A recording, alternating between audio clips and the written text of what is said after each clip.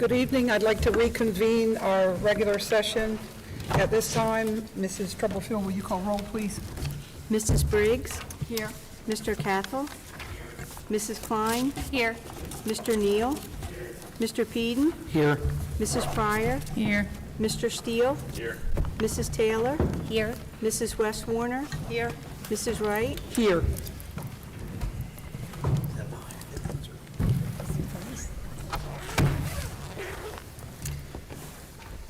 We do have a quorum. We are able to proceed.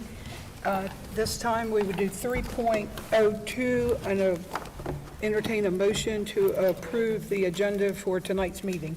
So moved. Second. We have a motion and a second. All those in favor signify by saying aye.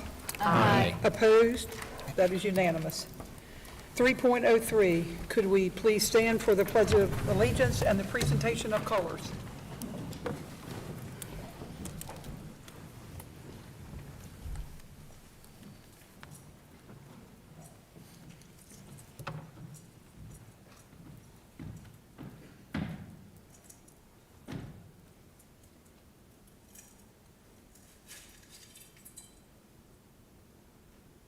Forward march.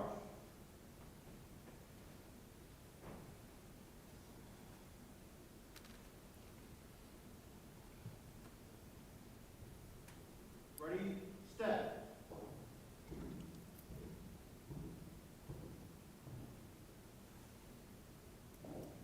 Center, face.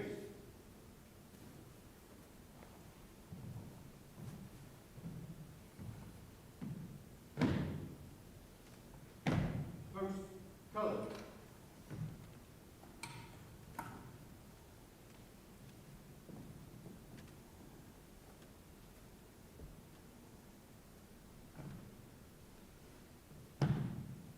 Present arms.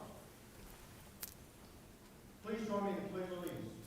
I pledge allegiance to the flag of the United States of America and to the republic for which it stands, one nation, under God, indivisible, with liberty and justice for all.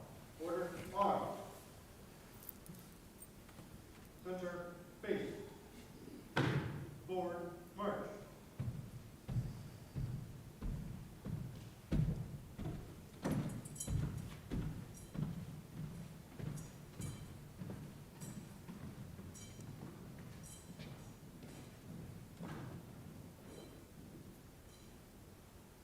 You may be seated.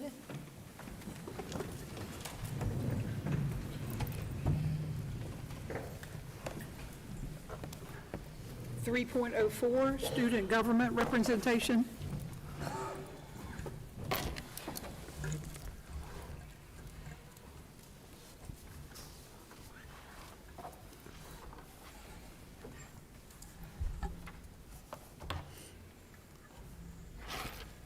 Good evening. My name is Claire Cassell, and I'm a student at Sussex Central High School. And here's just some of what's been happening recently at our school. In April, for prom, everyone is excited for prom this weekend. The Sussex students will have their grand march at 5 p.m. in the Georgetown Circle and then head off to Del Tech. Sussex Central Teacher of the Year. We are so proud and honored to have the Teacher of Visual Arts, Mr. Blades, represent Sussex Central at the May 8, 2025 district event. Mr. Blades brings art to life in practical ways and has brought out the artistic strengths of many of our students. Arts Festival. We would like to invite you to the Sussex Central High School on Friday, May 9th and Saturday, May 10th for the Delaware Festival of the Arts. The Sussex Central Spring Dance Gala will begin at 7 p.m. on Friday. The Spring Band and Choir Concert will be at 5 p.m. Senior Awards. If you would like to see some of our exceptional students, the Senior Awards ceremony is just 3 weeks away on May 16th. The ceremony starts at 6 p.m. Thank you for your time. Thank you. Thank you.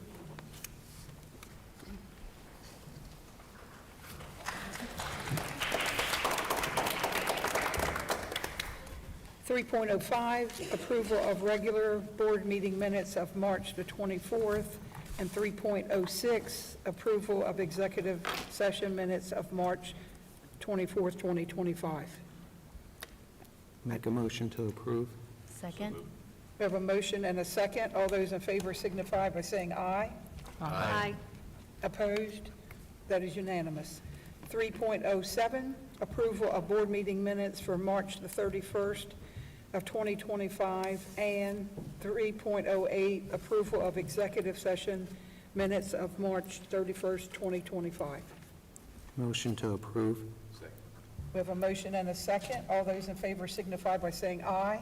Aye. Opposed? That is unanimous. Recognitions, Dr. Owens. Thank you, Mrs. Wright. We have several recognitions here this evening, all from Sussex Central High School. I'd ask Dr. Davis, our principal here at Sussex Central, to join me at the podium for those recognitions. And Mrs. Wright, if you could join me as well.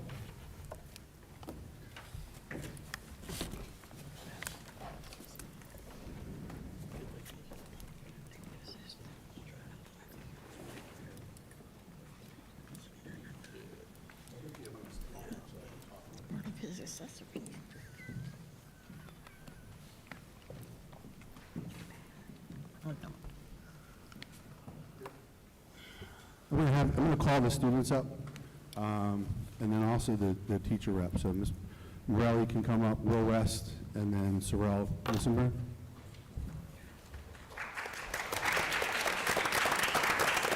I like everybody to get stage time, so we'll have them as I read and kind of go over a little bit about what they won and what their achievement was.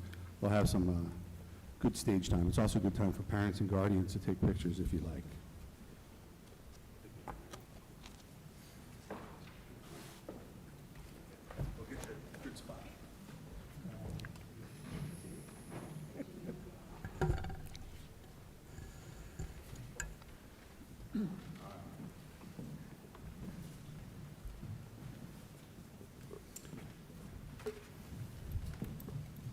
Put my bifocals on.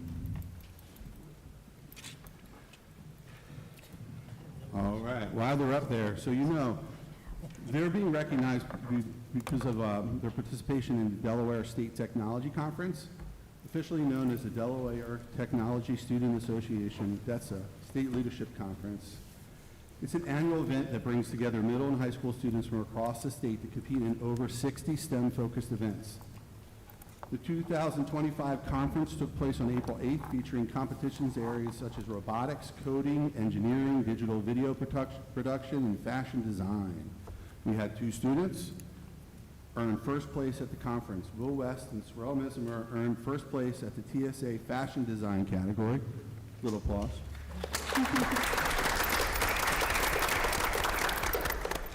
So this, the Fashion Design and Technology Competition is a standing event at DETSA SLC where students merge creativity and technical skills to design and construct wearable garments. Participants are challenged to incorporate technological elements into design such as innovative materials, electronic components, demonstrating the integration of fashion and technology. This competition not only highlights students' design and technical abilities, but also prepares them for future careers in fashion technology and related fields. Winners at the state level have the opportunity to advance to the National TSA Conference, representing Delaware on a larger stage. Once again, congratulations, Sorrel and Will.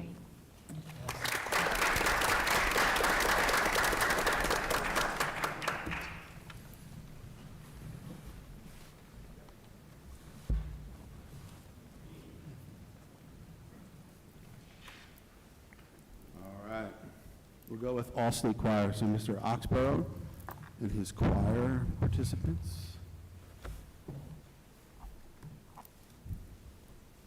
You're not all by yourself, are you? I know Jake's here.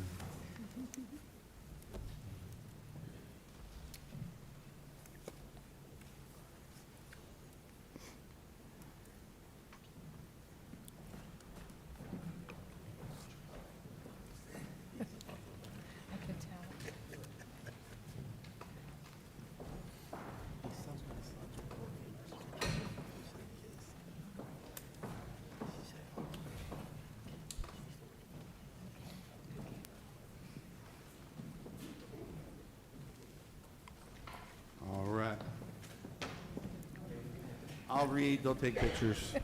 We'll all be excited. So the Delaware All-State Choir is a prestigious ensemble organized by Delaware Music Educators Association. They bring together the state's most talented middle and high school vocalists. Students are selected through a competitive audition process and participate in intensive rehearsals led by esteemed guest conductors, culminating in a public performance. We had 4 students selected to participate: Brooke Shelton, Zoe Colin, Maria's here, and Jake is here. Little clap, little applause.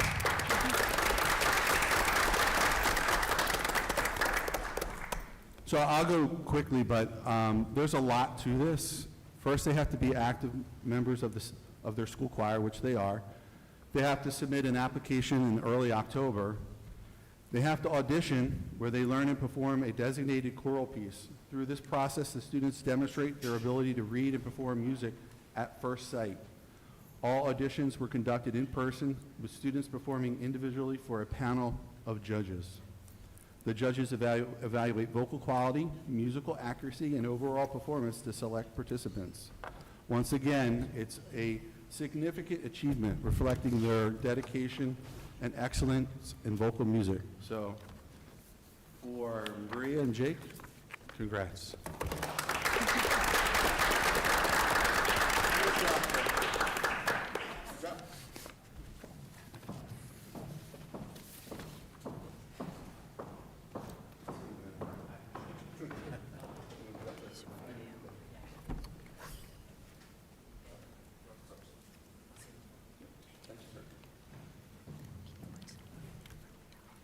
Jake's coming back. We're going with All-State Band. Extra, I could use Spanish. Come on back.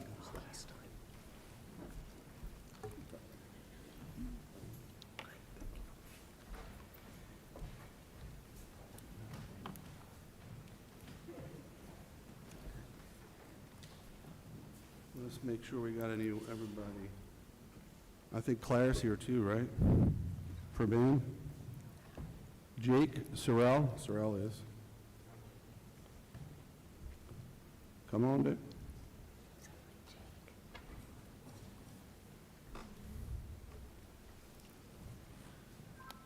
Oh, and Will.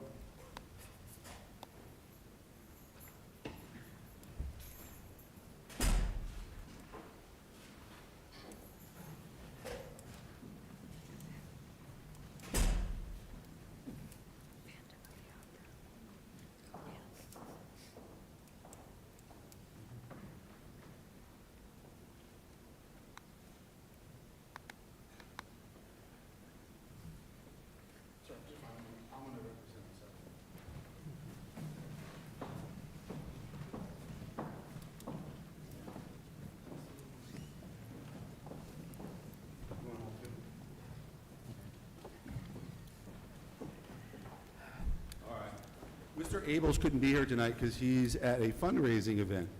So, this is our band members. Couple things, this is Delaware. It's both the Sussex County Honors Band and then also All-State Band.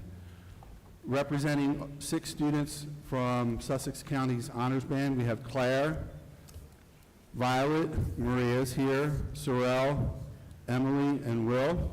Congratulations.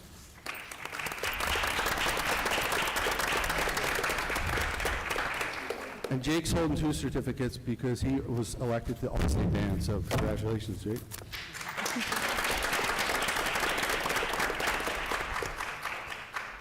So some of the things that they had to endure, and also their families, because practicing for the band takes a lot of time, and until they get to this level, sometimes you might have to be a little patient as parents. They have to be members of the school band. They have to participate in an audition. They have to prepare a solo piece, they have to demonstrate scales, they have to do sight reading, and then they have to do some of the musical rudiments. There's approximately 250 students selected to the Senior All-State Band, so congratulations, Jake, on that award. Once again, it takes a significant amount of time, commitment, and there's also rehearsals that they have to participate in and practices prior to the presentation, so thanks to the parents and guardians for getting them there, and then also students for participating, so congratulations.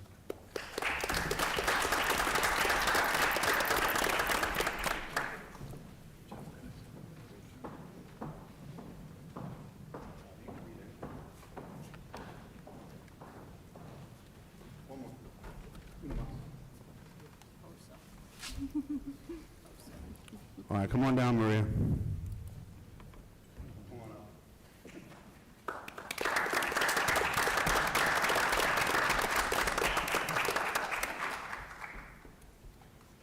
Maybe I should have, well, we got a great person to stand in for reading the notes from this afternoon, this evening. But Maria, maybe she should have been reading out.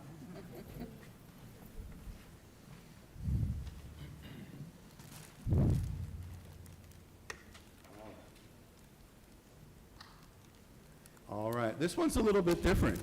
So Maria earned first place at the Delaware HOSA State Leadership Conference. It's an annual event that brings together middle and high school students from across the state to engage in competition, workshops, and networking opportunities focused on health science and leadership. So kudos to that, Maria. Let's get her.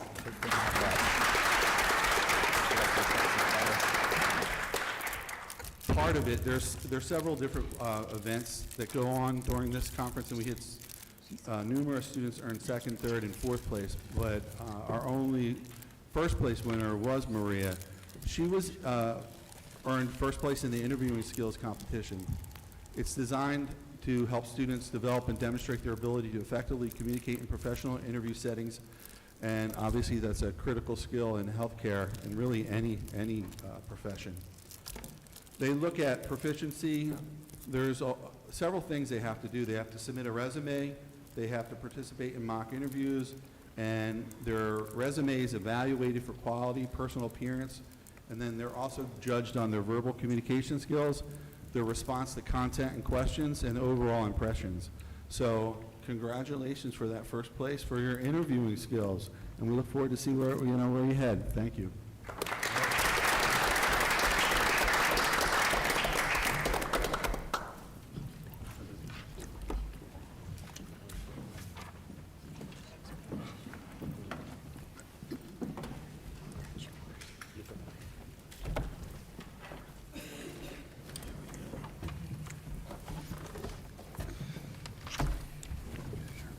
With that presentation, I think they all deserve another hand.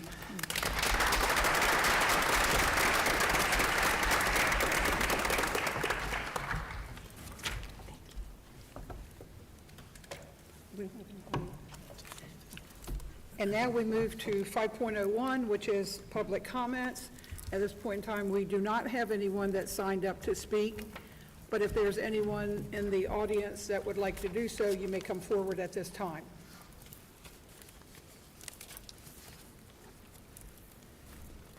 You may come forward.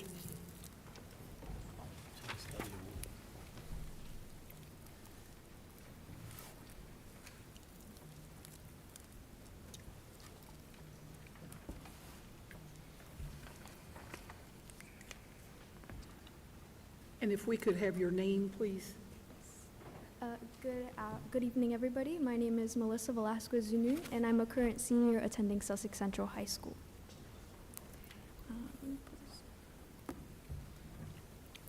And today I come as a current IB student and an advocate for various issues relating to library funds, to advocate for the International Baccalaureate program as well as for the library funds and the situation currently ongoing with Mrs. DeLeon.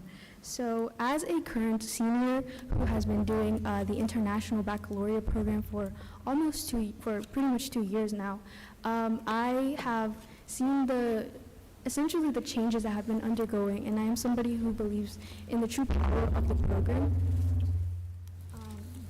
Due to its power as a advocator for essentially for a greater education as a Sussex Central student. Now that I'm a senior, I've been able to see the changes that have been coming into my life. I have seen how it has brought me so many scholarships and also how it has impacted essentially the heart of the school. The library is essentially the heart of the school, and to many students, including myself, I came here to urge the voice of many other students who feel the same way. So that was really my main goal here. I have a few statistics here. So essentially, since taking the International Baccalaureate program, I have been able to earn up to $400,000 in scholarships. And one of the most distinguishing factors has been essentially the fact that I took the IB program in and of itself as one of the two schools in all of Delaware that contains the program. I believe that this is something that is essential to the school and is a big component to our entire district. Thank you. Thank you. Thank you.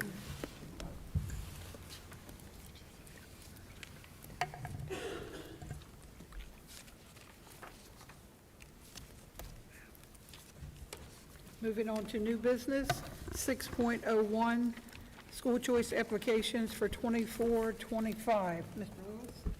Good evening, everyone. On your board dockets this evening, you will see a total of 5 school choice applications for the 24-25 school year, and we are asking to accept all 5 of those school choice applications. Any questions? Entertain a motion. Second. We have a motion and a second. All those in favor signify by saying aye. Aye. Opposed? That is unanimous. 6.02, school choice applications, 2025, 2026 school year. On your board docs, you will see a total of 11 school choice applications, and we are asking to accept all 11 of those applications for next school year. Any questions, concerns, comments? I'll make a motion, we accept. Second. We have a motion and a second. All those in favor signify by saying aye. Aye. Opposed? That is unanimous. Thank you, Mr. Thank you. Lewis. Thank you.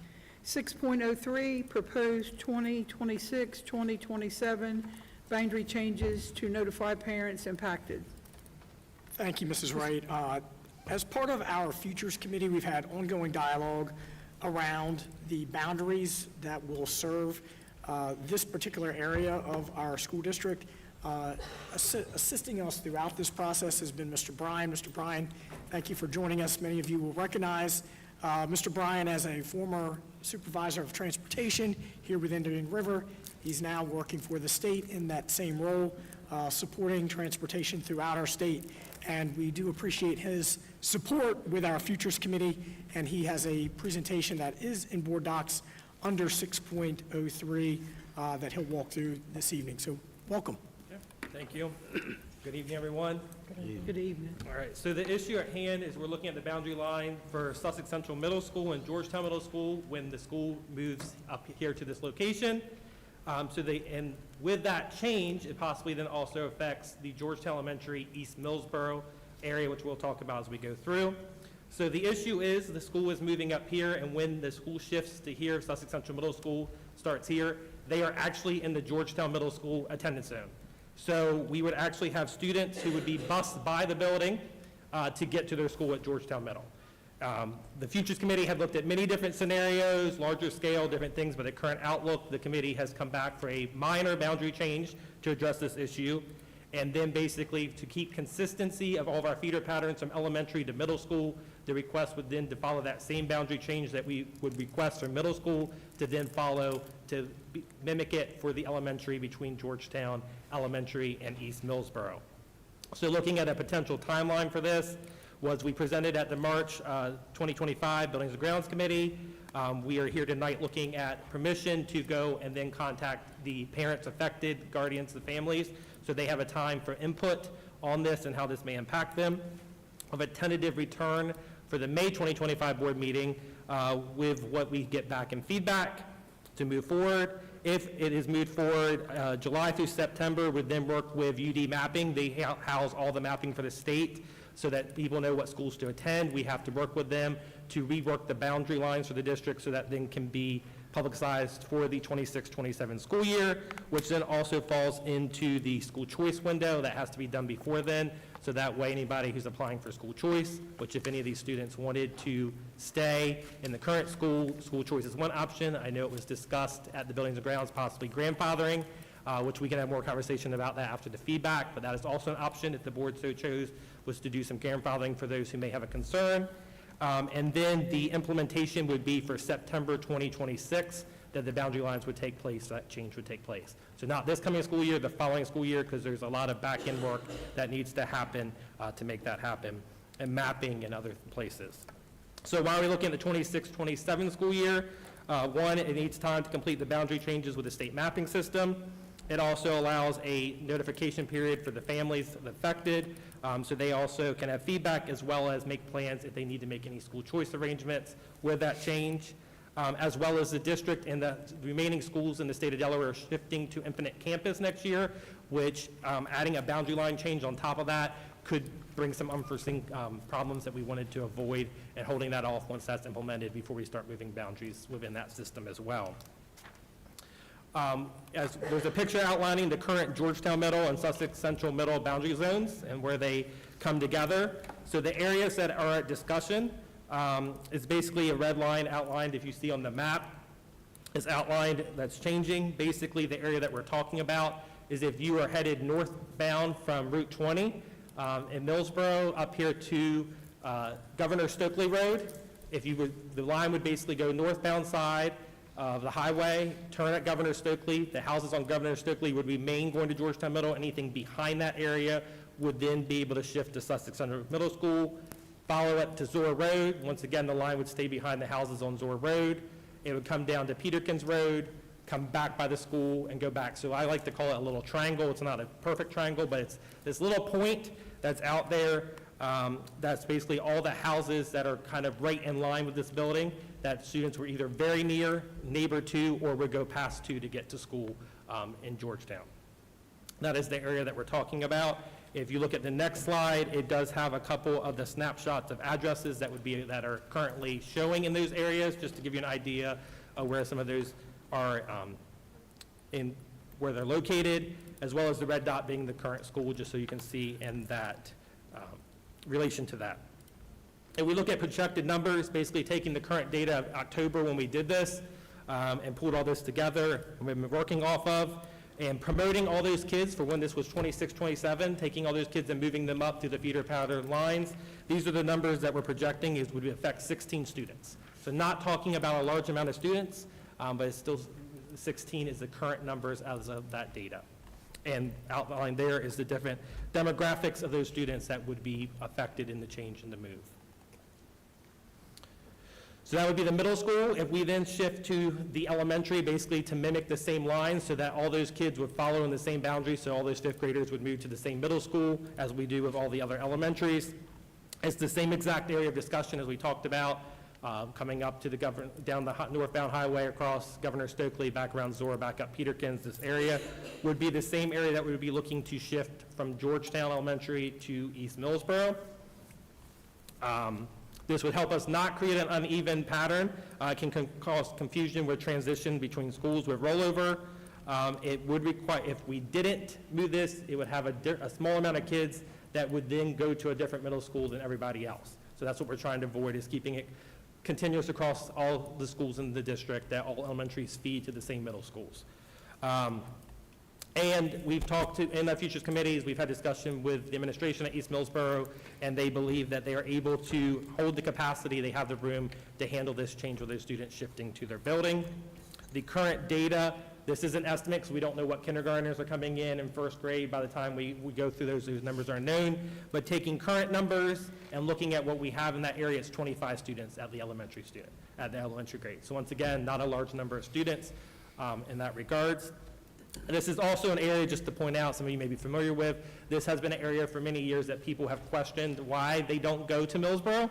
Some of you may know that historical, because it's sometimes you're actually at the point past the school, you are a little bit closer going to East Millsboro than you are going all the way into Georgetown.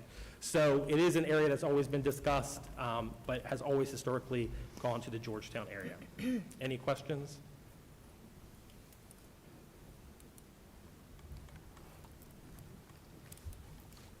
So then I want to thank Tyler for his work on this. I know he put a lot of energy and effort into determining what made the most sense. So as he shared, tonight is not a vote to adopt this. It is simply a vote to notify the parents that this is a real option for us and to get their feedback. We want to make sure that those families, although small, we get their impact and how that would look. and then next month, he would come back, and we would share any of that feedback, and then we would ask for a potential action at that time. So we would like a motion to move forward with notification of the parents impacted, and then we'll come back with their thoughts. I'll make the motion. Second. We have a motion and a second. All those in favor signify by saying aye. Aye. Opposed? That is unanimous. Thank you. Thank you, Mr. Ryan. 6.04, Indian River High School District Facility Assessments and Maintenance Plan. Mr. Dooley. Good evening. On your board docs for this agenda item, you will find the individual facility assessments for each school and the district repair and maintenance plan. Recall this was a new program from the state last year wherein each district is required to annually prepare and submit school board approved facility assessments and a repair and maintenance plan to the state by May 1st of each year. The assessments are completed on the state's approved form. The repair and maintenance plan flows like a financial P&L showing revenues versus expenses over the required 3-year time frame.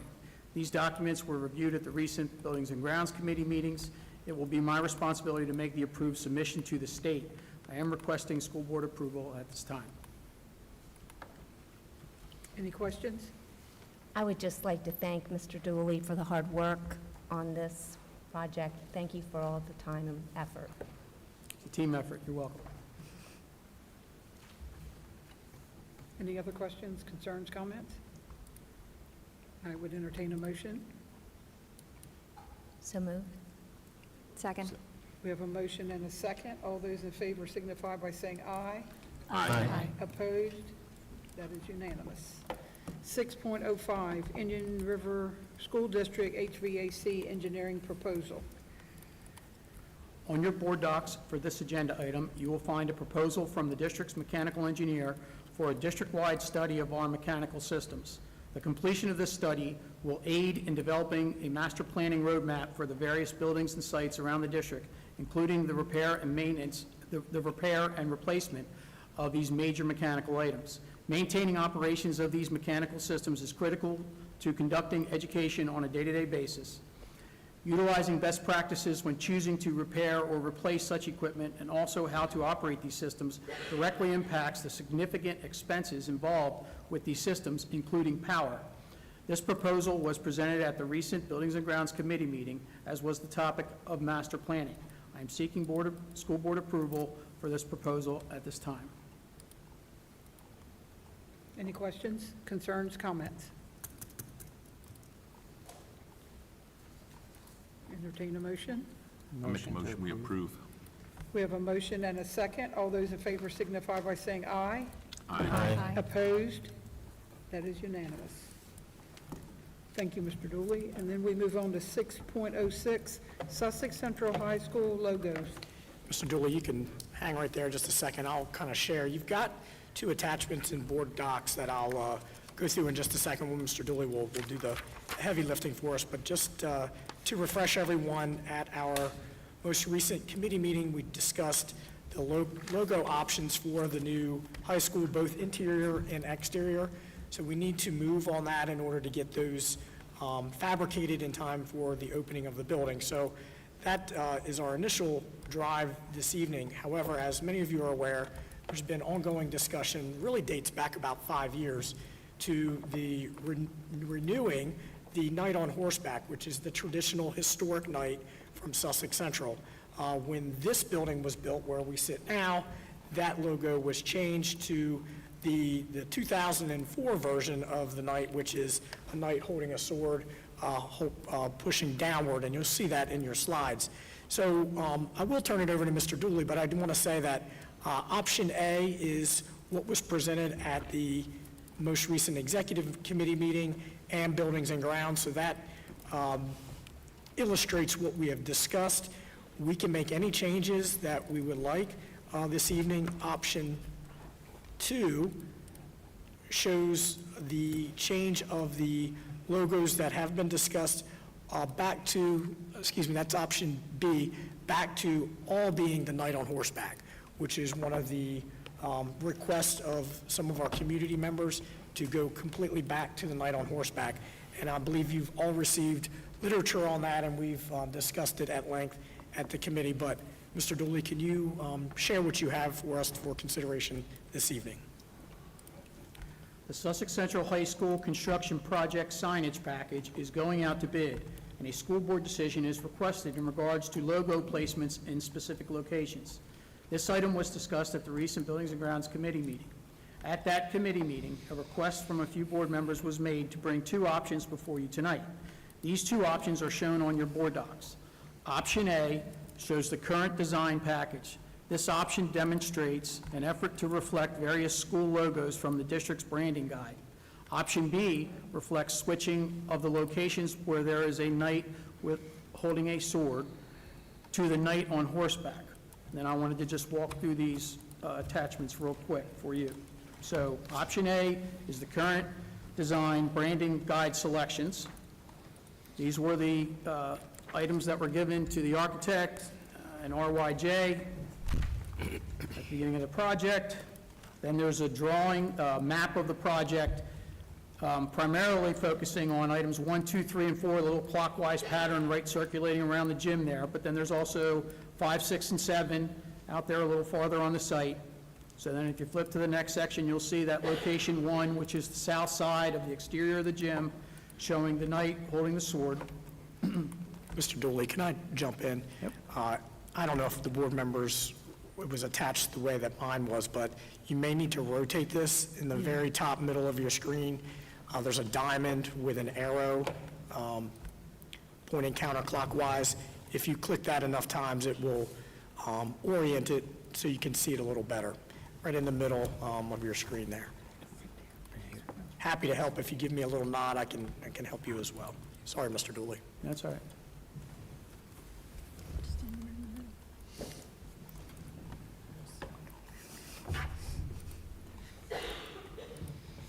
Good? Yes, thank you. Okay. So, yep, option A, then there was the branding guide, various logos, then there's the drawing. Again, 1, 2, 3, and 4 are various locations, which I'm about to go over around the gymnasium. Then there's 5, 6, and 7, which are also in both packets. So the next one is location number 1, which is the south side of the exterior of the gym, showing, again, this is option A, so this is the knight holding the sword. And then location 2 is around the west side of the gym. This is the entrance where the majority of the school population will come in each day, and it's also the location if you're a guest attending an event in the gymnasium that you would come in. You can see there's a predominant blue and gold SC in that location. Then if you move into that door, you'll be in that lobby location. Stairwell 5 is what we call it on the project. This is a large knight on horseback, up high in a predominant location. And then the next is location 4, which is the showing the basketball court, which has the large SC in the middle, the knight on horseback on one side, and the knight holding the sword on the other. And then location 5 is the relocating of the existing sign in the front of the school over to that triangle area. That is, we don't have that worked out, so that's really not something that I need a decision on tonight, because we don't have a sign vendor that is willing to move that yet, and we also haven't explored taking that off of there. We've talked about it, but, so again, tonight's primarily focused on 1, 2, 3, and 4. And then the next one is the scoreboard at that auxiliary football field there. You can see that there's a large SC shown on that scoreboard. And then the last is that logo there. That's in that location 7, which is called the batter's eye, which is on the outside center field of the baseball field there. And then option B is the same packet, but changing the knight with a sword to the knight on horseback. So again, same branding guide logos on the second page, same drawing showing 1, 2, 3, 4, 5, 6, 7. But you can see then on the next drawing on that south side of the gym, it's been changed to the knight on horseback. The next one, there's no change there. That's the blue and gold SC on that west entrance there. And then the next one is, again, it's the large knight on horseback still in that lobby area location. And then this one does change. So the basketball court, which should be the next one, that's a knight on horseback on both sides of the basketball court with the large blue and gold SC in the middle. And then we are showing that sign to have changed that logo in that triangle area, the existing school sign, but we don't know if we can do that yet. And then again, there's no change to that football sign. That's already out there and constructed, by the way, so that's there. And the large SC for the batter's eye, that's also manufactured, shipped, and on-site, but not installed yet. So, to be clear, the request before you is for either option A or option B. With the understanding that the board this evening, whatever option, we can make adjustments here this evening if we would like to as well, any combination of those approved logos in the branding guide. So I just wanted to put that out there. If something stands out to you as that you do not like, please let us know so we can move forward. But happy to open it up to the group. Yeah, I would like to just give a little bit of history. I've been at the high school close to 40 years, 3 years as a student athlete and over 30 years coaching. So I've seen, heard, know a lot more than most people around. And you'd be surprised at the different logos throughout the years. Had a board member say they may have saw more. I'm sure they did. And the night with the sword going down, no one can find any notes or any comments on how that was changed. I can verify that was the normal course of business. Throughout the last 50 years, it was usually the school's decision, the administration, the athletic director, and maybe a couple coaches. Just to give a few examples without boring you guys, we have a side view of an armored knight. We have a horseback holding a knight flag, which is different. This one is hard to see. Different kind of knight. When I played basketball, center court, we had this was their logo. School rings different. I could go on and on. I have about 25 different logos. Small, there was a shield with an SC on it at one time. None of these were vetted through the policy committee. None of these were approved by the board. It was just standard practice that the principal athletic director said, hey, what do you want here? What do you want there? And the art teacher actually did a lot of these. I think it was Mr. Mariner, who owns Ad Art right now, did one of them. Mrs. Watson did another one. So when you think, well, how could this knight just appear without any board approval? That was the standard practice. Right or wrong, that's how it came about. So just giving a little history, a little background on the different logos throughout the years. Thank you. Thank you, Jerry. I wanted to ask Mr. Dooley a question. Is there a major price difference in A and B? No. So right now, it's either out to bid or it's about to come out to bid. So if we change anything now, they'll issue an addendum to the bid. So all the bidders would bid on whatever that addendum, whatever change is decided. After it's bid, then that's kind of locked into what they've chosen. So if we want to, then what's going to happen is they're going to give us what's called a shop drawing to review. And at that point, we can still change something, but then the person who won the bid can come back and say, well, I want more money for that change. Now, we could make an argument that, well, what's the difference between doing one logo or the other, but they would have the right to do that. Thank you. Can you please review what's been manufactured and what bids have been accepted? Yep, so,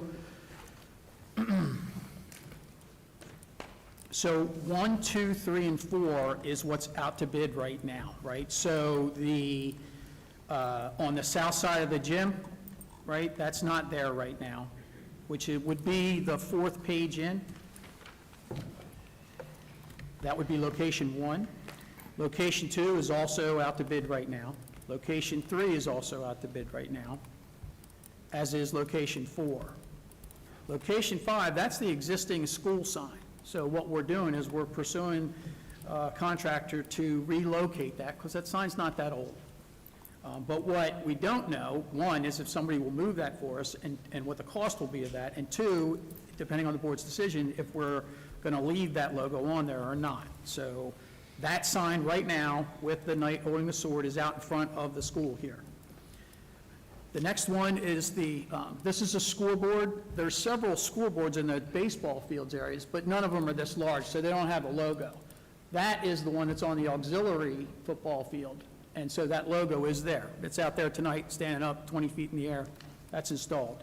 And then this is a batter's eye, so this is a significantly large panel that exists behind center field. I guess if you're hitting a baseball, they don't have this when I was younger, it wasn't that good, but I guess you're looking past the pitcher and you're seeing this thing in the outfield. So this would face the exterior of the triangle. When you're driving around, you would see this. It's fairly large. This, the shop drawing for this was approved months ago. This has been manufactured and shipped and has actually arrived. So it's in shipping right now. So this is made. So if we were going to change this, that would be a change order to the project to have that one changed. Does that help? Thank you. But it was brought up in committee by one of the presenters saying that the cost of the sign, they have somebody in mind for that, or did you go into further discussion with? The existing with her? sign?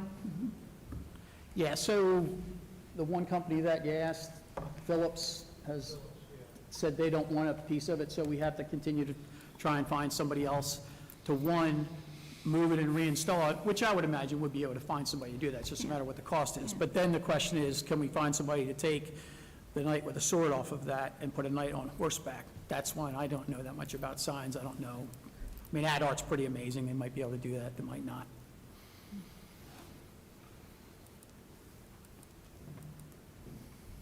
Any other questions?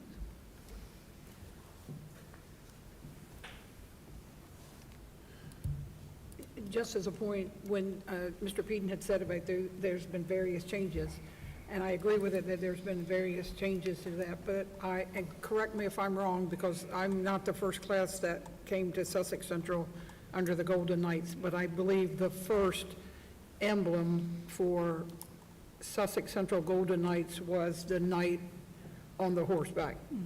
Am I right? Yeah, Okay.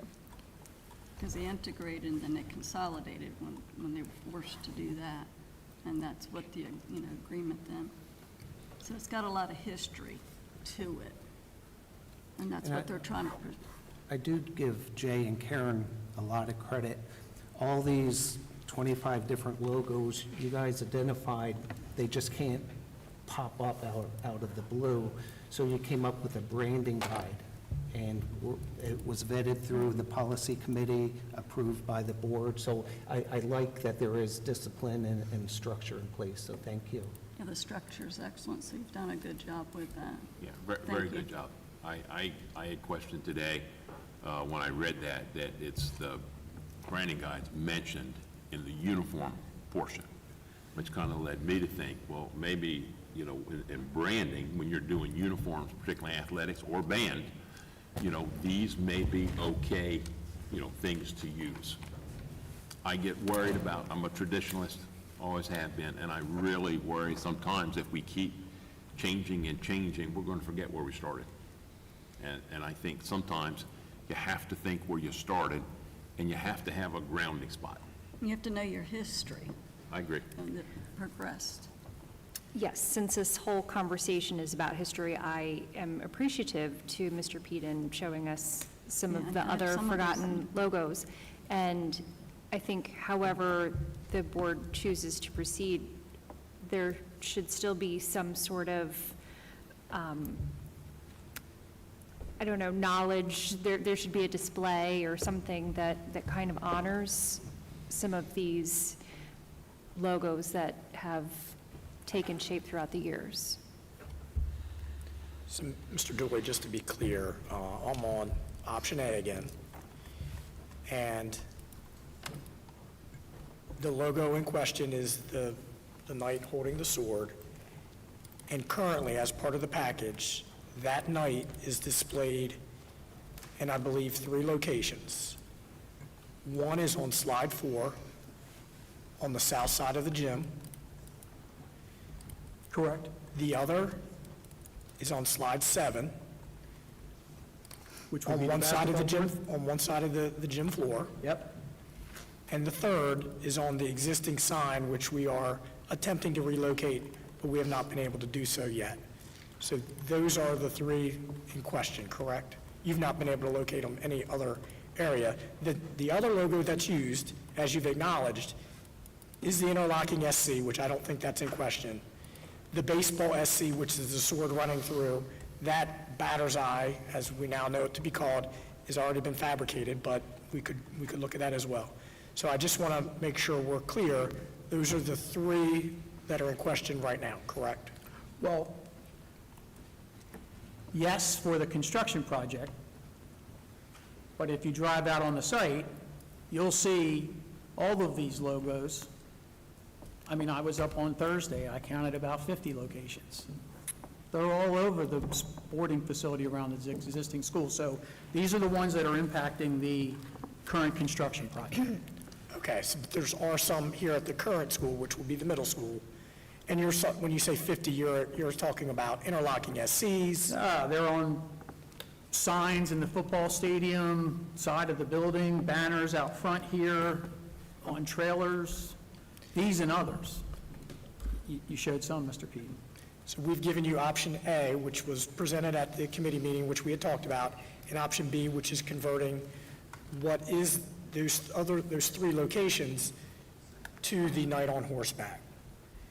And I'll just clear again, we can come up with any combination that the board seems appropriate. I would like to offer a couple of ideas here. First of all, even Walt Disney did change Mickey Mouse over time. I mean, people who are artsy do modify their original design.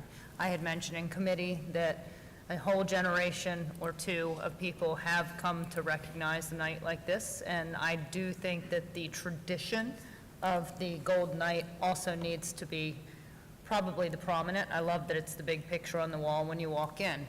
But in the interest of us being fiscally responsible, I don't see replacing tons of emblems all over this school to brand out what may be contentious to some, but their heritage. So I would just say embracing what it is at this point would be something should be taken into consideration. But we're talking about the new building, right? We're not talking about this building. Yeah, well, except it's all over, all the athletics and the buildings do connect, so that's all I'm saying is, and it is in a branding guide, but it's up for debate. I just wanted to bring that up. And interlocking SC, the blue gold, that's what we letter in when we lettered in sports back then, so that's been continuous, and it's no issue.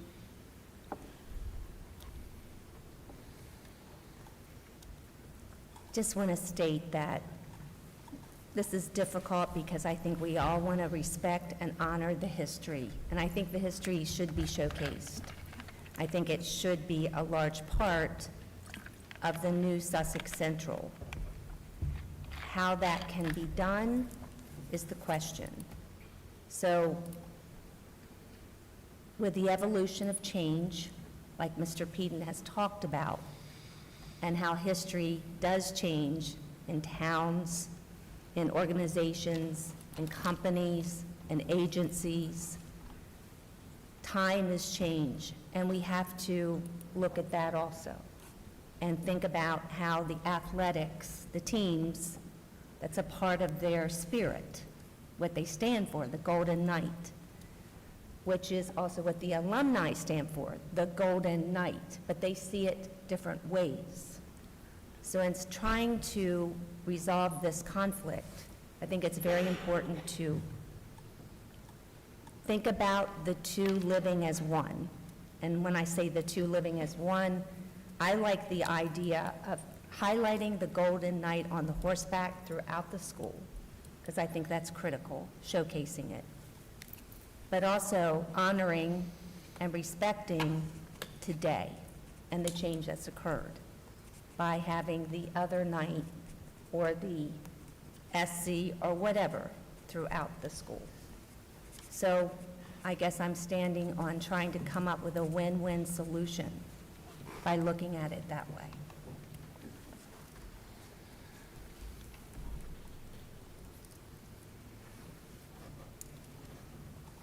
If we did not make this decision tonight, what time frame would we be looking at in order for you to get everything approved for the? I'd have to get you an answer, but I'd have to talk to signage people and find out exactly what, do you know the bid period on that? How long it's going to be out the bid for? How long a sign package is going to be out the bid? Is that a 30-day, 60-day? They'll probably give them a month. So say that just hit the street, they'll have a month to work their bid up. There's a committee meeting in 2 weeks, board meeting in a month. Then So after we're that, back in you know, May? again, there'll be a shop drawing phase, so weeks after that. But that's the point where we might face a cost request for a change.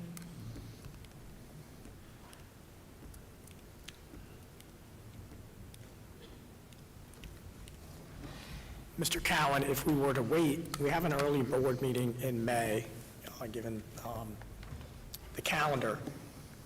Does that slow things up? Do we, Okay, so, good evening, everyone. As Joe had mentioned, we do have, the batter's eye is on its way. There's a couple things we have. I do want to point out that none of the logos impact our ability to obtain a C of O for the building. So I wanted to make sure you understood that point. These are aesthetic items that go on the building in various areas. Anything can be changed at any point. What we're doing is just trying to maintain a schedule to complete the building. And we by no means are trying to pressure anyone into making a decision to where, you know, you're uncomfortable with it. Like I said, it doesn't impact our C of O. If it does change, those things may not be there at the opening of school. That's what I want you to be aware of. There's some of the logos, some of the things on the building, if they're take a little more time to work out, they're just not going to be there because it's going to take a month to bid it. The architect is bidding it out right now. You'll have another month in shop drawings, and you'll have 2 to 3 months in preparation and delivery and installation of those logos. The things we do need are a lot of the interior signage, the room numbers, the mechanical room, the electrical room, all the things that the fire marshal is going to be looking for. However, the logos, the big images, are something that, if you're more comfortable looking at again, that certainly can happen during that shop drawing phase, and then we can move ahead with the room numbering signs and just leave that other stuff off to the side. Because the room number signs and all that don't have a logo, they're just numbers, am I correct? As far as I know, they're just numbered. Okay. So is it possible, and I just asked the board, and I'm just here to do whatever you ask of me to do, is there a possibility that we could meet and walk through the new Sussex Central, looking at where the logos are now, or proposed to be, and then make a decision at that point? Or do you want to make a decision tonight? I'm open to anything. It's just, we need to do something and move on. Is there any possibility, and I'm going to throw this out, that we could get 3 people from both sides of this issue up here, sit back down around a round table, and try to hammer something out? I listened to what Kim said. It makes a lot of sense. You know, you've got the building is one thing. To me, you got athletics is something totally different. So I can see doing somewhat of both, but I do think in the main buildings, we ought to stick to tradition as much as we can. On the bricks and mortar. On the bricks and mortar. And anything on the outside, dugout, signs, whatever they want to do, they can go ahead at that particular point, use the branding guide, uniform guide. They can put those things, branding, on the outside. And I think that would probably be, you know, something you would see. And I tell you, and tell me if I'm wrong, Jerry, but when you look at college sports, generally when they have a branding change, it's usually in the uniform or something with that. It's not necessarily something on the building. It's more so a uniform or a symbol on the uniform. Now, most of the uniforms that I saw come through usually say Knights, Indians, SC, IR. So, you know, I don't think we're looking at a major issue in regards to that, because I don't think anybody has any issue with it. But bricks and mortar, you know, if we want to try to tie something in, it may be better to look at it But again, sometimes if you put people together and they know that, you know, backs are against the wall and need to make a good decision that we're all okay with, it's worth a try. So if I'm hearing you correctly, and I'm happy to get together whoever we want. Number 4 on option A. That's the night here. That could be an interlocking SC, or it could be the night on horseback. That's an option. Let's take the sign out of it, the sign that's currently at the front of this building, because we're not sure what we can do. That can come at a later date regardless. So that brings you down to only one other night with the sword, and that's on the gym floor. Mr. Steele, it sounds to me like, you know, what you were saying is if it's athletic-based, which is where this is being used, that would be on the gym floor. So I've not heard any discussion of it being anywhere else except over on the middle school side. But that would be the one in question and the one on the south side. If I could interrupt just for a second, that's a good point. The gym floor logos, the gym floor is being delivered next week, and they'll take about 6 to 8 weeks to install that, and then they'll need to know what logo goes on there that'll be applied, and then the clear coats will be put on top of that. So we're looking at, what is it, May, June, July timeframe. That's again, it's not dependent on a C of O, but it's something, in order to finish the floor, we would need to know what that logo is going to be. And if we use both of those logos on there, sports-minded, there was sports bike when, if we leave it as 4, is that what you call it, 4? No, well, whatever the gym floor is now. If we left it as it is, it's incorporating all of it. It's got the SC, it's got the Golden Knight, and it's got the one here, and the other one that we would use anyway is basically, if I understand it correctly, for baseball. So this would encompass the 3 traditions for, not a tradition, the 3 emblems, whatever, logos for Sussex Central. Correct. Now, what are you saying about the other locations outside the gym and the sign? That I think we need a decision on as well, and then we're pretty well on our way. Yeah, it seems to me, I think, it sounds like we're mostly saying that the traditional sign with on the horse is I think, what we would be most comfortable with in those other areas. That's what I am. On outside the building, outside the gym, and perhaps changing it on the sign if it's possible. If it's not possible, if it's not fiscally possible, I don't think we should waste too much money changing the sign, the one that's going to be moved. But outside the building, I think I would be in favor of going back to the original horse. So then that would be, correct me if I'm wrong, that would be option B? Option B. Except I don't have a problem with leaving the knight with the sword on the gym floor. Like what? You're okay with the night Yes. on the gym floor? I like that too. For athletics, I think that is a nice reflection of history and, you know, that Evolution. honors the people who have, And somewhere near that recently. gym, it'd be a great time, Jerry, to display the historical, everything that's been used. All of it. Just put it up, here's history.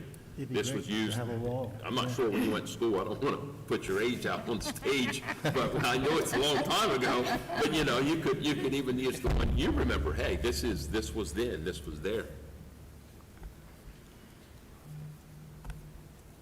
And I think I know with some of those logos that Jerry did, some of them were just like they are now. They weren't the school. They were like that shield with the SC, I can remember that was the shield that they carried with the band. The band front had SC, and it was gold on there. It was blue for SC, and it was a gold there. So it's been a different, in that aspect, just like you're saying about sports, but the original was that Golden Knight, was that Knight on the horse. And in 2003, 4, 5, and you tell me, Mr. Cowan, if I'm wrong, we did so much value engineering on the 2 high schools that we were just tickled to death to get the schools. And, you know, I don't think, we never had that discussion, I know, at Indian River about anything changing. I know that for a fact. That would have come out of their committee for that, but, you know, even so, even if it's up here, I gotta say that I'm sure people were strapped and they were looking for whatever they could do to cost, you know, check things. Yeah, that's correct, yeah.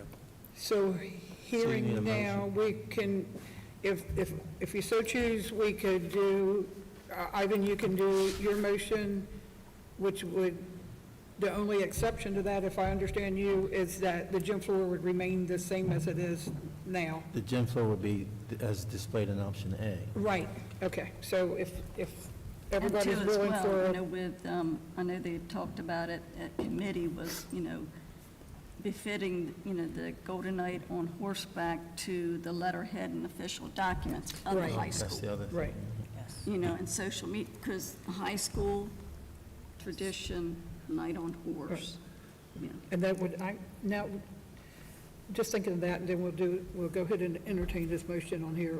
To the letterhead portion of that, is that a board decision? Do you make that decision? I'm not putting you on the spot, just think about it. Typically, we would help with any letterhead. It's been up to the schools, but I think we can look as a district to make it more standardized across, whether it's with an Indian River logo on one side, the school logo, whether it's just Indian River, so we can handle that internally. But I agree, we've got several different. I mean, because that's the, you know, the tradition, the history, so just to incorporate that together. And just for future, should we think about the policy? I know it's already there. It's been kind of upgraded to, say, the branding guide for uniforms. It seems to pertain to uniforms. Do we need to have a policy that is going to address change of logos in the future? It actually does say uniforms and logos. Okay, so it's covered. Has to come to the board. So when that was changed, that's bringing us then to this point. Gotcha. Correct. Thank And you. the board voted on that. So I make a motion that we adopt option B with the exception of slide 4, where it would remain, it would be the slide for option A, gym Did- floor. I'm sorry, does that table the outdoor sign? I think we're waiting to see if the outdoor sign can be changed. Okay. So I think that's Yeah, dependent upon. The outdoor sign can be moved. It also can be, a new panel can be installed. Right, but Okay. So but we're tabling any decisions on changing that sign? I think we should exclude that Yes. until we have more information. Right. We would certainly bring it back. Okay, Whether that can be done and the cost and all of that. right. also, So if I understand the motion, oh, I'm sorry, go ahead. sorry, I just want to be clear that item 7, the banner, the batter's eye, that has been manufactured, so Yeah. if there's any changes that you wish to do to that, We keep that. I don't Yeah, know. he doesn't Is that know. okay? It's good. You know, like I said, it's tied to the baseball field. Let Yeah. it stay. Yeah. Okay, I just want to make sure you understood that. That's good. And then SC, So do we all understand Ivan's motion?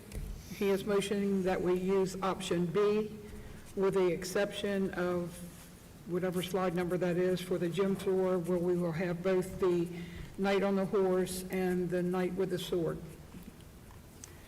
Okay, so we have a motion. Do we have a second? Second. We have a motion and a second. All those in favor signify by saying aye. Aye. Opposed? That is unanimous. Thank you. Thank you. That's a good job, guys. That's good discussion. 6.07 is Millsboro Middle School wrestling uniforms. Ms. Wright, I'd like to make a motion. Due to the financial situation we're in, until we see where we are with the referendum, would it be possible to table 6.05, or excuse me, 6.07 through 6.12 until our next committee meeting? As long as you got a motion, and if you made the motion, do we have a second? Do we have any questions, concerns, or comments? All those in favor of tabling 6.07, 08, 09, 10, 11, and 12 signify by saying aye. Aye. Opposed? That is unanimous. 6.13, homebound instructor pay. Yes, Mrs. Smith and Mrs. Bunting are going to cover 613 and 614. Okay, first for homebound instructor pay, just a little history.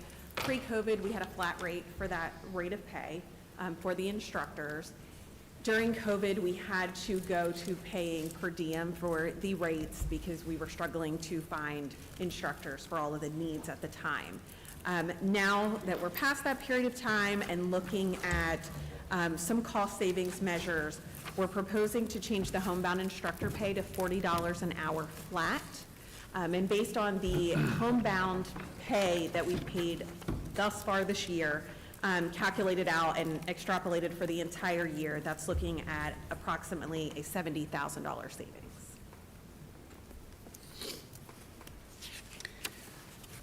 So we would need a motion to approve that rate. I make a motion that we approve the homebound rate. We have a motion, do we have a second? Second. We have a motion and a second. All those in favor signify by saying aye. Aye. Opposed? That is unanimous. 6.14. At the Finance Committee meeting, we discussed a new non-sports EPR schedule and a sports EPR schedule.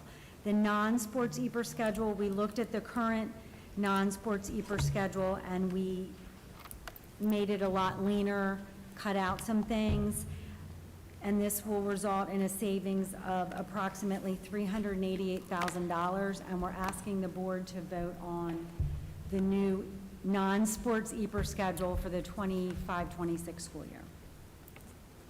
Make a motion, we accept that schedule. Second. We have a motion and a second. All those in favor signify by saying aye. Aye. Opposed? That is unanimous.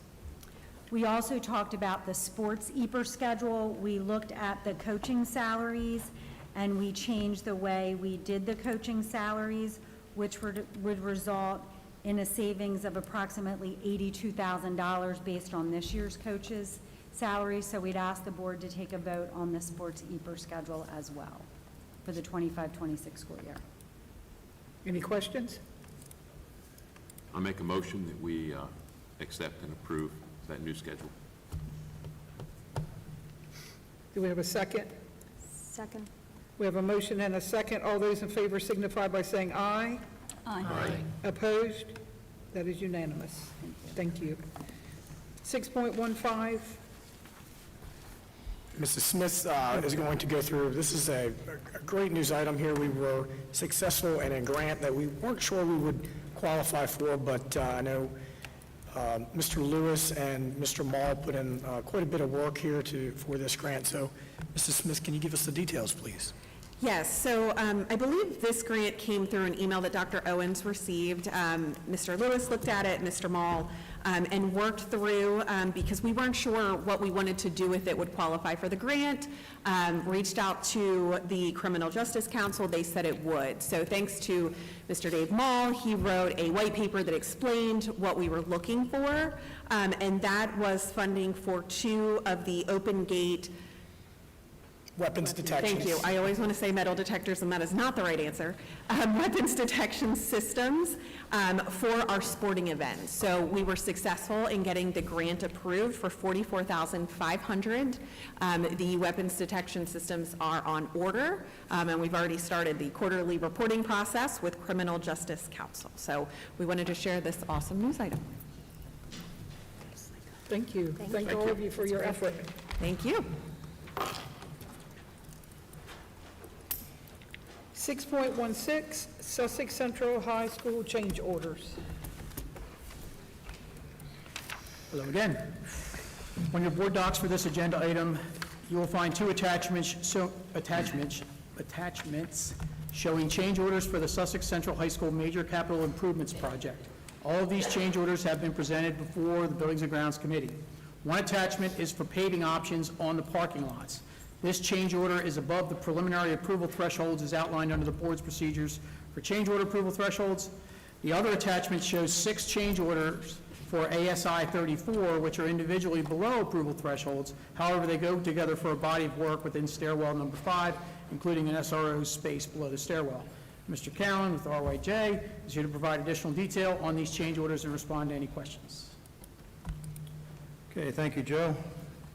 Well, again, let me start with the change order from Corrado. That is for the paving of the north parking lot and also the east parking lot.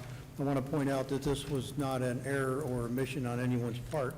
Fortunately, well, in the beginning of the project, money was tight. The parking lots were reviewed as a lower tier item. We wanted to put everything we could into the building itself. And we also turned the existing staff parking lot into a temporary bus lot. We moved all the staff over to the north lot so that the existing Sussex Central High School could work and function properly while we built the new school. Now it's time to revert those parking lots back to functioning lots that work with the middle school and also work along with the movement of the traffic for the new school. So we asked Corrado, along with Joe and myself and our superintendent, to go out and take a look at the existing parking lots. We had to do work to them anyway. Due to the fire marshal, we moved the curb line, did some other things. So we took a look at them and asked Corrado to price up some options for restoration of those parking lots. If you've been in those parking lots, you'll see that they haven't really been touched or since the school was built, essentially. The catch basins are in very poor condition. They're crumbling, they're falling apart. We've looked into repairing the storm sewers, but we really need to redo those catch basins. What's happening is the dirt is going down outside the catch basin into the storm sewer lines and traveling out into the adjacent streams, which needs to be corrected. So we asked Corrado to take a look at all that, and those options are before you tonight in the attached letter. Number one, I should say that we looked at all options and we made a recommendation to the executive committee for the options that are highlighted here. One is seal coat the large side lot and large lot on the rear of the school. This is the north parking lot, which will become your bus parking lot, and also the back side of the school back by the stadium to restore that. In all of these options, you'll have reworked the concrete curb, adding the sufficient bollards, adding signage, and repairing all the catch basins. So that'll be done under any option. That would be just the seal coat, crack seal, and stripe per the revised layout, and that's $209,358, and that is for the north parking lot and also the back parking lot by the football field. The front parking lot, which is currently the temporary bus parking lot, half of that is owned by Corrado to repair. They're going to mill and replace the paving there, and the other half, you could seal it, but it's not going to work with milling and repaving of a lot adjacent to it. So the best approach is to mill that other half of the parking lot and repave it and have a brand-new parking lot, which will become your staff parking lot. In order to do that, that's $197,457, and both of those options, which we recommend, would be $406,815. And as far as funding goes, there's sufficient funding in the current contingency to incorporate these upgrades to your parking lots. This would have the parking lots last another 20, 25 years. So we're asking for approval for those options and that total this evening. Any questions, concerns, or comments? Entertain a motion. So moved. Second. I have a motion and a second. All those in favor signify by saying aye. Aye. Opposed? That is unanimous. Thank you. 6 point, okay, go ahead. Sorry. 6.17 is Sussex Central High School change order notifications. So on the last item, these are notification change orders, but if we could go back to 6.16. So then there was the ASI number 34 item? Yeah. Right, you want to go through that? Sure. ASI 34 was issued by the architect, and it contains three separate items of work. And that is, just to give you a perspective, this area of work is, I call it stair number 5, but it's actually the main entry to the school from the bus parking lot. So it's where all the students are going to come from the bus. They're going to walk in this door every day. So it's really the main entry for the school every morning. Now, within that stair number 5, there's a large lobby. In fact, it was on one of the renderings that were shown today, this evening. And The architect identified some structural steel in there that needed to have soffits built around it. We also had a fire hose cabinet in the wall that was just overlooked architecturally, and we need to build a chase wall to incorporate that fire hose cabinet. In addition to that, there was a request to add a SRO office within that area because one did not exist at the time. And under stair number 5, there's sufficient room to put an office there. You put a metal stud partition, glass wall, have an area inside with a small desk, have HVAC, sprinkler, and also data drops and any communication that individual may need. What's good about that is all the students are going to be coming in that way, and if there's an issue, you have a constable right there, and they can address that issue before they enter into the main street of the main portion of the building. So that is, I want you to think $94,000 for an office. There's a lot more that goes into that. The soffits, the chase, that make up all these items contained in this change order. All under the threshold and notification, but we felt that it was important to bring this to the board just so you're aware of what's going on, because it has a security element to it.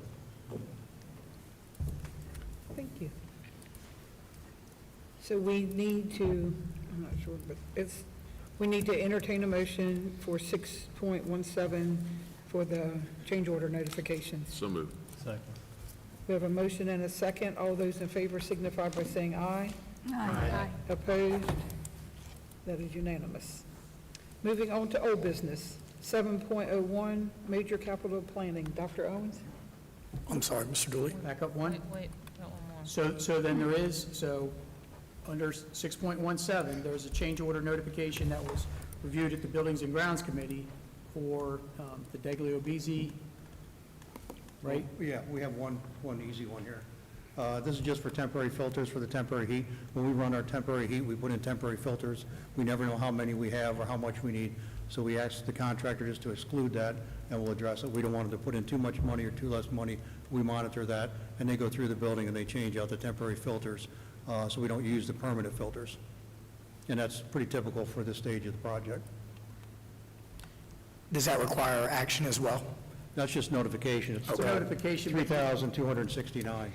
So for notification, the policy on change orders is the board is required to officially accept all change orders, so yes.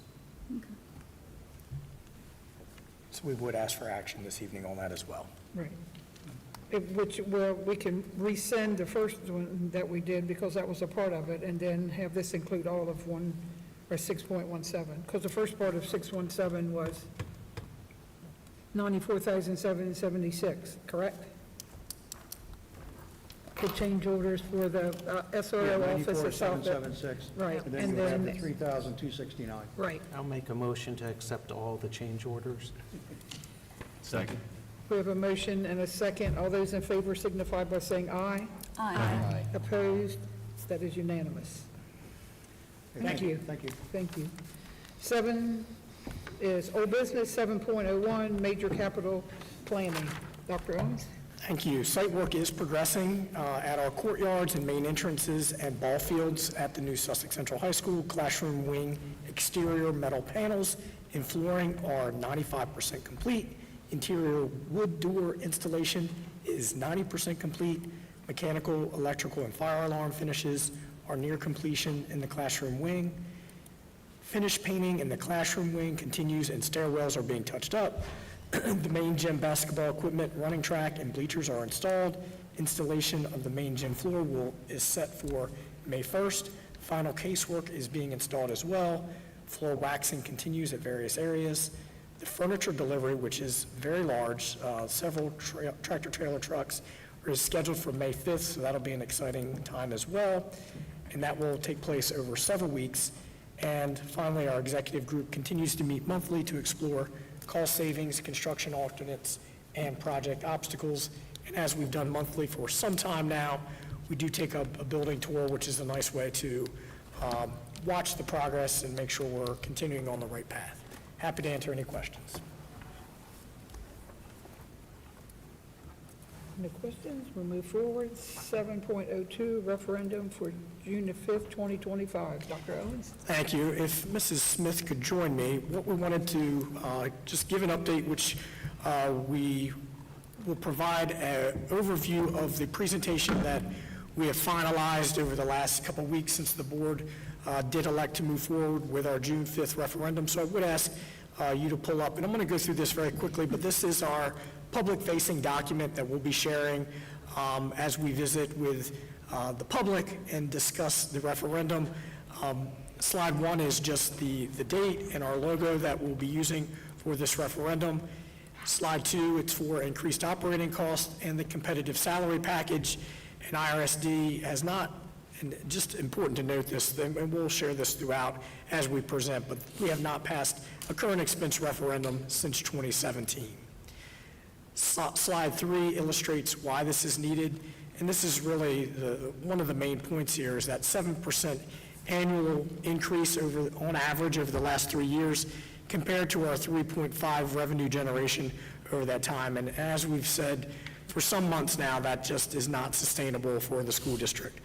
Bullet 2 there, the 2017 referendum, the largest escalations in operating expenses, all those bullet points that we've listed, primarily energy, but also transportation, substitute costs, mental health services, homebound instruction, and charter and choice payments. And again, we share the district's budget. Fiscal year 23, we have ranged from $4.2 million to $7.3 million. Without the passage of our referendum, further shortfalls are projected for fiscal year 26 and beyond. Moving to slide 4, why is this needed? And Mrs. Smith, if you could kind of give us an overview of this slide. I think this really does. This is an additional slide that we've added. We've added several slides since the March 20th ask, but this really illustrates why this is needed and the growth since 2017. Sure. We added this slide using the data from my October presentation to the board on where we've been and where we're going and all of that, with the data that I pulled from the last fiscal year prior to the last current expense referendum. So that was passed in March of 2017, which means that it would have been FY18 when we collected that additional revenue. So looking at those expenses from 2017 to 2024, these are some of our largest cost drivers. And we put in the detailed information to show what those expenses were in 2017 versus what they were in FY24, which was our last full fiscal year, since we're not all the way through fiscal year 2025, what the difference increase in between those two periods were and what that percentage is. So you're looking at anything from almost $1 million increase per year in substitute costs, which is a 72% increase, to homebound instruction of 147%, which is about $168,500. Our charter choice payments back in 2017 were $393,000. In FY24, we're about $2.2 million. So we're looking at a $1.8 million increase there at 458%. Utility costs have gone up almost $1 million or 30%. Private and athletic transportation up almost $1 million, which is 176%. And the estimated cost of those additional mental health services units, which for this fiscal year is sitting just over 50 units, 50 additional units. The local share of that is about $1.8 million as an estimate, but those units did not exist until FY23. Thank you, Mrs. Smith. And board members, please feel free to jump in if you have any questions on any of these slides as we move through them fairly quickly. Why is this needed? This is slide 5. Again, we must offer that competitive salary package to attract talented educational professionals and maintain the quality programs and services provided by our students. We'll get into this a little bit more in the presentation here. We have not hosted a successful current expense referendum in 8 years. So again, I mentioned that early on, but since 2017 was the last passage of a current expense referendum. Bullet 3 will be illustrated in the next slide, but essentially, this is part of the normal referendum cycle. Districts build local reserve balances in the first few years after passing a current expense referendum. Then those are spent down as reserves in subsequent years prior to the next referendum. And I think it's important to note there, we got a lot of questions about that through the March 20th referendum. And while there's a lot of pros and cons to any system, right? This is the system in which we're required to live based off of state law. So there's a lot of questions, and why don't you go every year, and why can't the board set this, and why do you deficit spend? And this is just the system in which we are required to live. And we've had some discussions, as the board is aware of, after we move through this cycle, do we look at a strategic plan of coming back every, 3 years, 5 years, as opposed to waiting until that 8-year mark.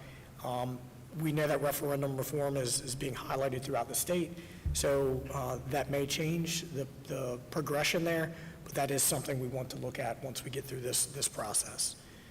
Moving into slide 6, again, there's the illustration. You can see in 2017, after the passage of that current expense referendum, we were in the surplus phase. We exercised fiscal stewardship. We utilized the ESSER funds during the COVID pandemic, and that extended us out, we believe, a couple extra years. But as you can see, around that 2023 mark, there in yellow, we began the deficit spending process. Again, part of the normal process of the cycle of referendum, but we are to the point now where it's time to build that surplus back up and project us well into the future.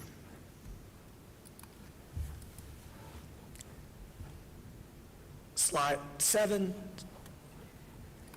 We wanted to highlight that we have been able, even during this process, with a crisis with a teacher shortage, our district has been able to hire nearly 100% of our staffing positions, which we're very happy with. And this year, thus far, we've already initiated some reductions as cost-saving measures. So those are two important points that we want to make as well. Again, as you're aware, over the last several board meetings, we've talked about cost savings efforts, and you can see here, reduced district office staff 19.4%. The discretionary budgets we discussed this evening, and thank you for the consideration of those. Bullet 4, again, EPR pay, we've talked about those this morning. Thank you for that consideration, and the hourly rate. Down at the bottom, the last side, reduce staff positions at each school by an average of 10%. This was discussed prior to the board taking action to move forward with the June 5th referendum.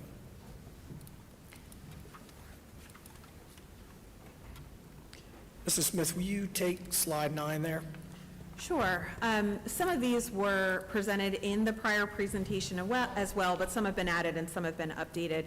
So other ways we're looking to save money is we're looking at the efficiency of our workforce, consolidating positions. If there's attrition, can we parse out the duties to other positions as well and not rehire? We've looked at increasing our in-house use of transportation services. If you remember from my analysis a couple of years ago, that does allow us to save money and operate more efficiently. But we have 28 out of our 166 buses in-house.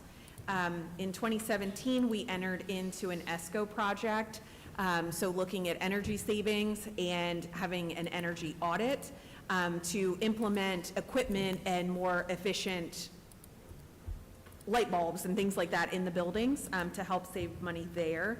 We use our federal E-rate funding for wireless technology purchases, which pays for a significant portion of those items, and then also looking at less expensive alternatives for technology equipment and services. So one thing we've mentioned in the past is we went from Zoom to Teams, which saved approximately $40,000. But with all of that, and what we're looking at, we will continue to comply with class size regulations while re-examining the need for some ancillary and support positions. Okay, moving on to slide 10. I believe we're actually going to move this down to the end of the presentation, but it is slide 10 right now. We're going to make some slight adjustments before we move forward, but we wanted to highlight all the great things that are happening at our schools, and this is particularly noted for our two high schools. Class of 24 offered $14.8 million in college scholarships. Indian River and Sussex Central class of 2025. So this is as of right now. So this is still coming in. So this will be adjusted in the guidance offices, but for purposes of this presentation, our seniors have already been offered $22.6 million in college scholarships. Currently, acceptance to 923 colleges. Several students have been accepted to Ivy Leagues. College acceptance span from our local universities all the way to Argentina.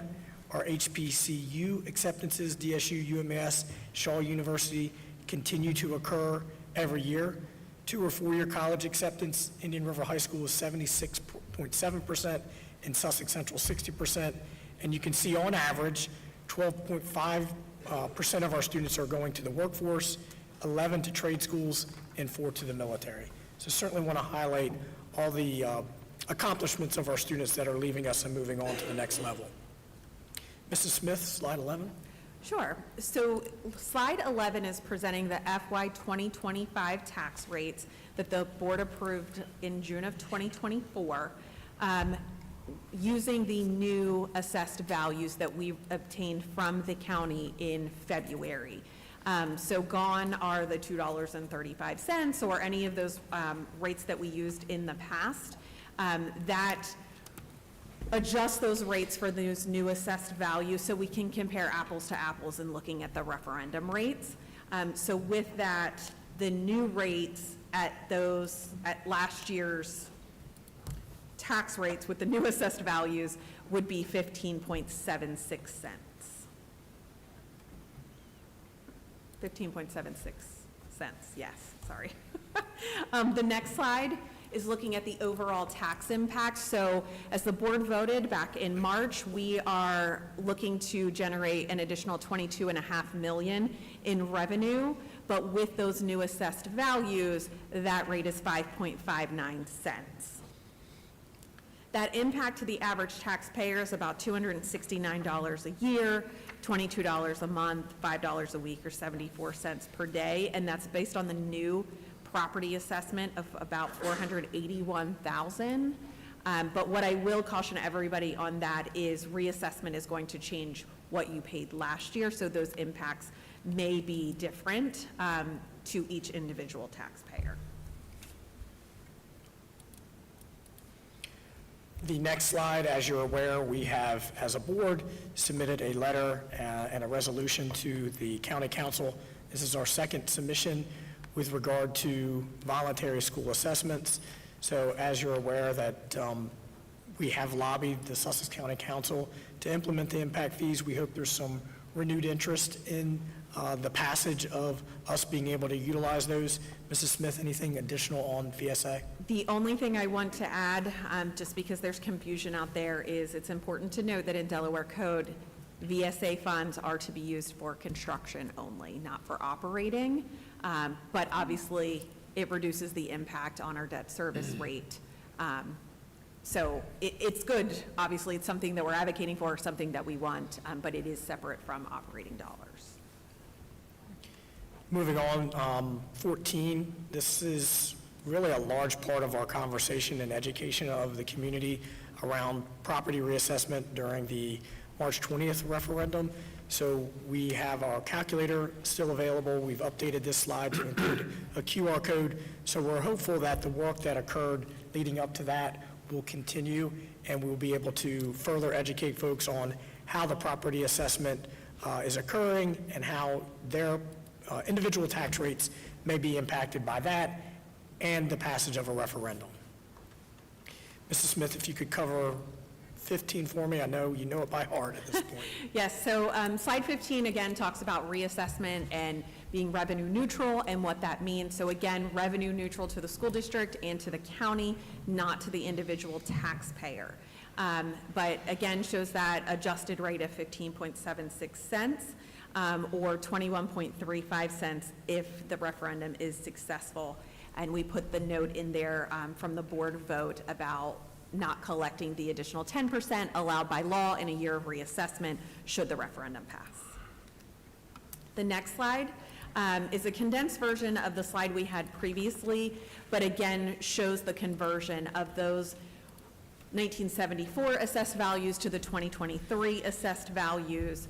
where we went from just under $2 billion to $40.3 billion, and what that looks like for the tax rate. So again, the $2.35 of current expense rate goes down to 11.45 cents.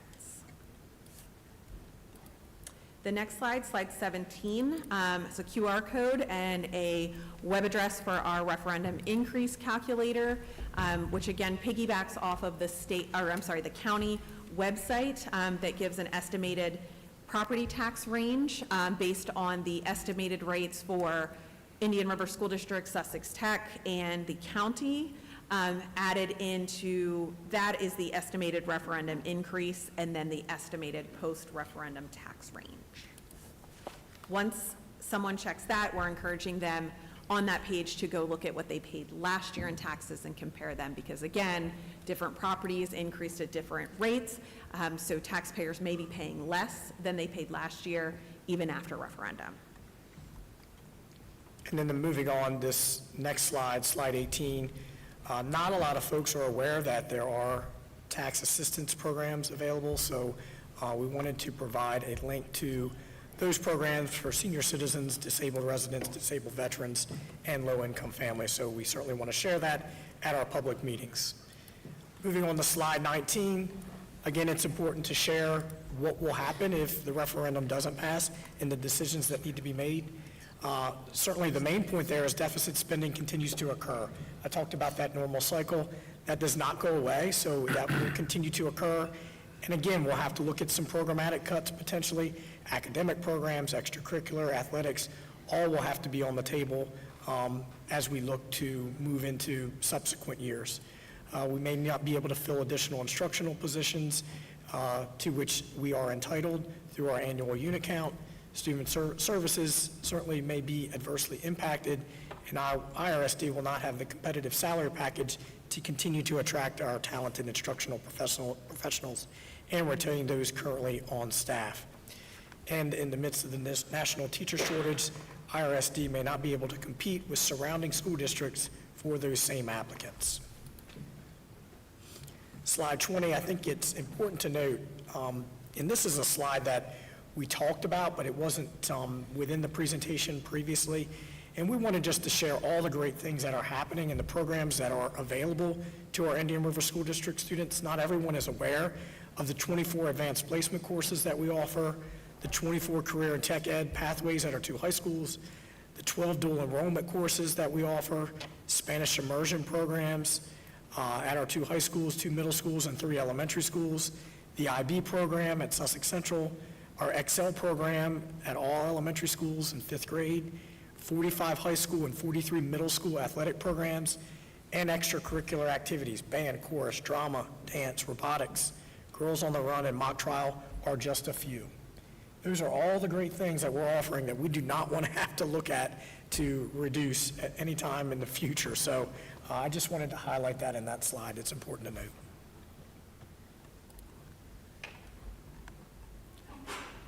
Slide 21.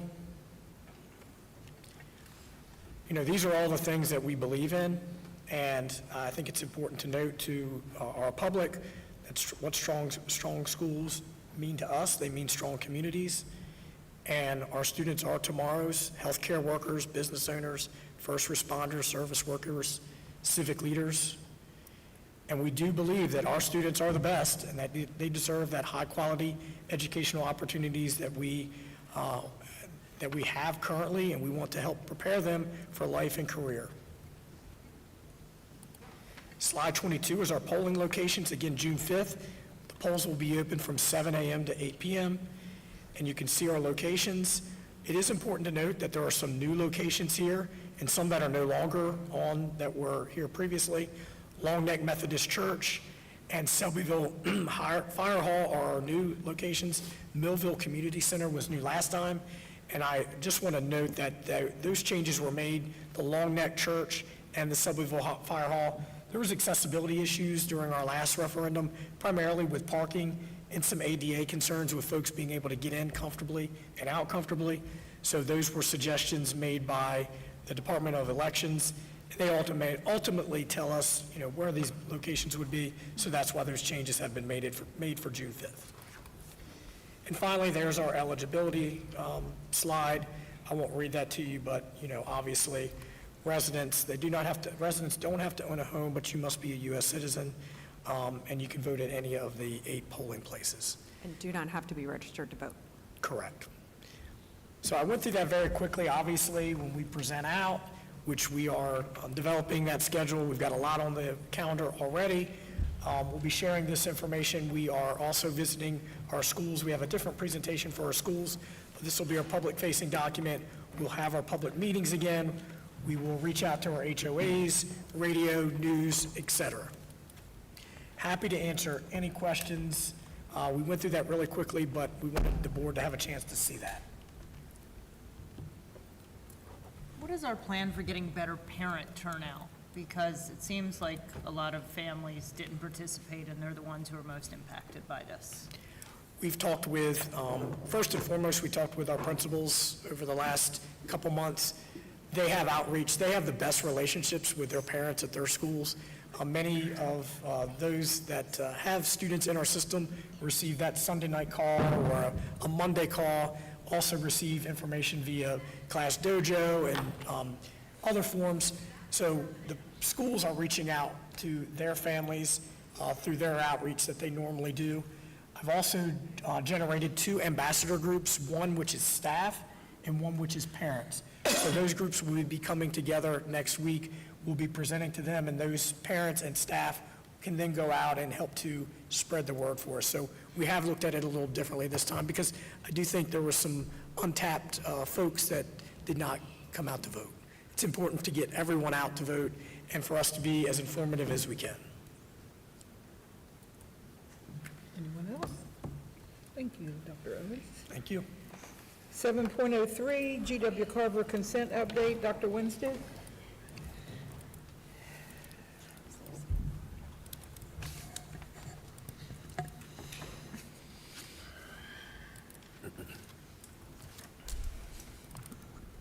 Hi there. We have some updates. We met with Matt Den and some school staff on April 4th to talk through specific students and questions that he had. We're still getting together the Q3 report to send to him. And we have our next community advisory board meeting on June 5th at Howard T. Ennis. That happens at 4 o'clock. And then we're continuing to monitor graduation rate as well as the discipline rate and disproportionality. Any questions? Thank you. Committee reports, 8.01, Buildings and Ground. Mr. Steele? Thank you, Ms. Wright. Building and Grounds Committee met. We discussed most of the issues that we've already voted on this evening, so I'm not going to bore you with all of those in detail, but we did cover the construction update, the change orders. We had a very good discussion on the logos, lasted about 40 minutes, and again, I thought that was a very good discussion. Old business. The support center continues to amaze me. In the last 30 days, 72 tickets were open, 83 closed, and there are 29 tickets currently active. Futures Committee update, we heard from Tyler Bryant this evening. I know they've put a lot of work into what we're going to do and how we're going to do it and when we're going to do it, and I think that's important for a very smooth transition, so we do appreciate all the work you've done as well as the committee. The MOVE Committee, there was no report. Mr. Dooley did talk about the annual facility assessments and maintenance plans for the schools. You know, one of the things, taking a look at those plans and also going down under new business, talking about the facilities master planning, we've discussed the need, for funding in the future for some high dollar items. And, we did have the opportunity to discuss that at 2 different points of that meeting. And it's a really good discussion to have because that could also warrant one of the reasons we really need this referendum to pass. Because if we have, one major thing blow up, we could be in dire trouble. And we have to have somewhere a bank of funds that we can get to if we need to in an emergency. So Mr. Dooley is continuing to work on that with his team. Greatly appreciated. I think a 5 to 10 year plan is going to be warranted in the future. We did have the for Indian River High School, the Artesian Well Water Company came, representatives, and asked permission to start negotiating with the district, or planning, under no obligation at this particular point. But this is something that Mr. Dooley and Mr. Williams will be working with this company, who most likely will come to us in the future with a proposal for putting a well somewhere on our property at the Indian River site. This evening, we also talked about the Geip Associates Master HVAC.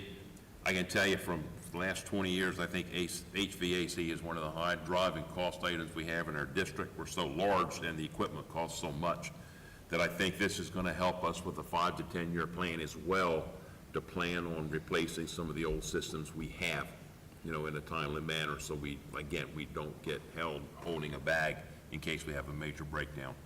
Our next meeting will be 5 o'clock on May the 12th, and we adjourned our previous meeting at 6:26 p.m.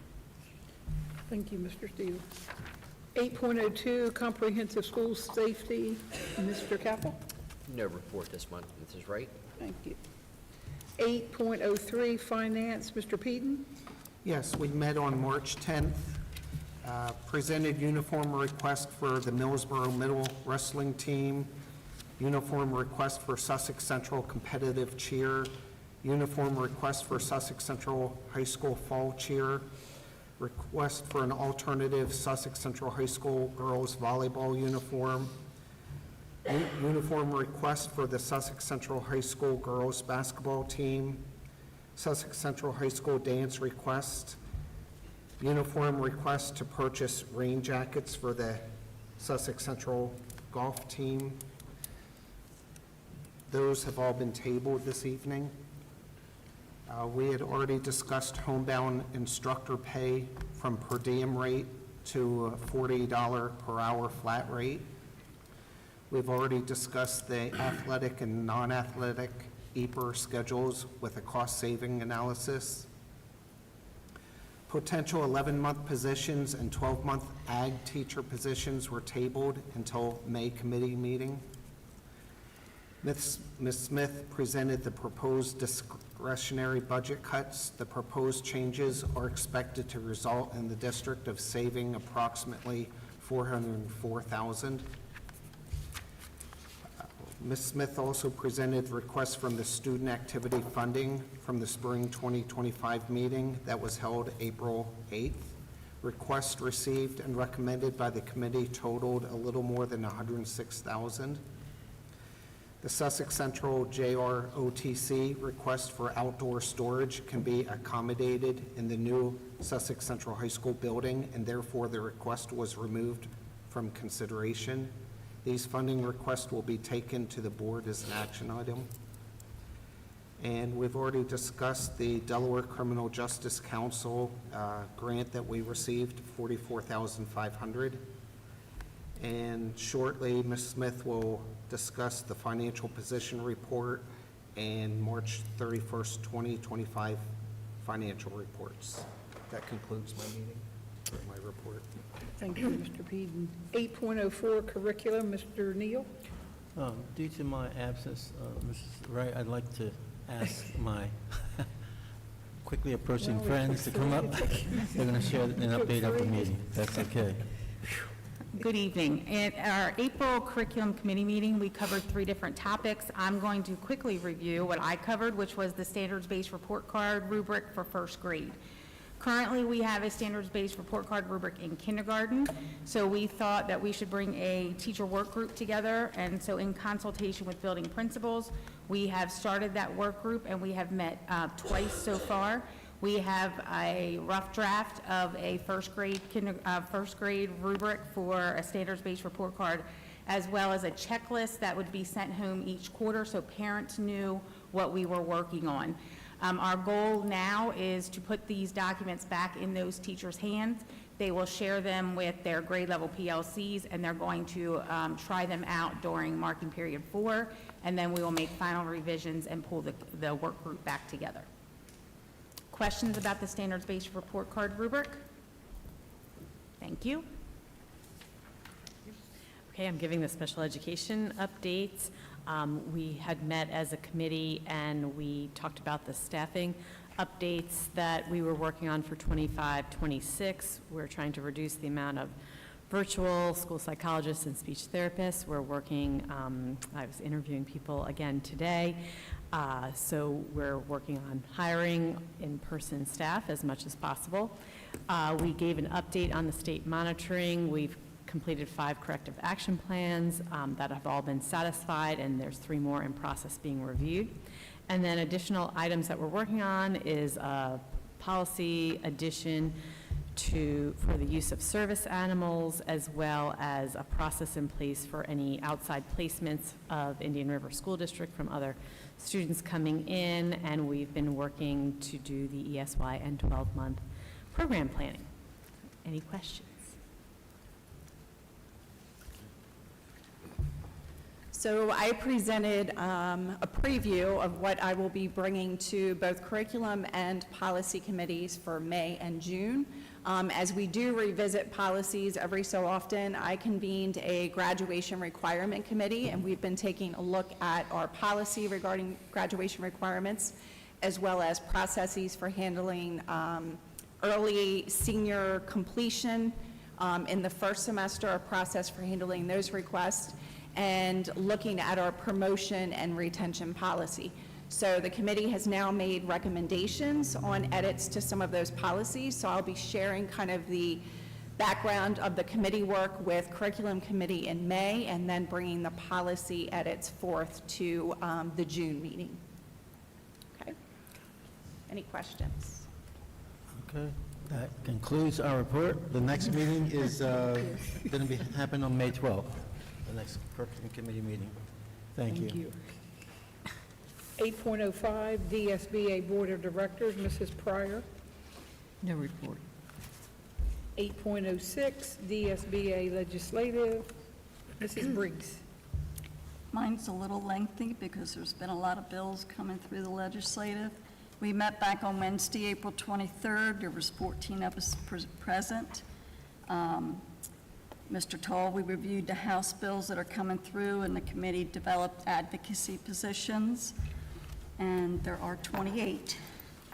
House Bill 47, we supported the position. It was moved, seconded, and passed unanimously. House Bill 49, we supported this position, regularly moved, seconded, and passed unanimously.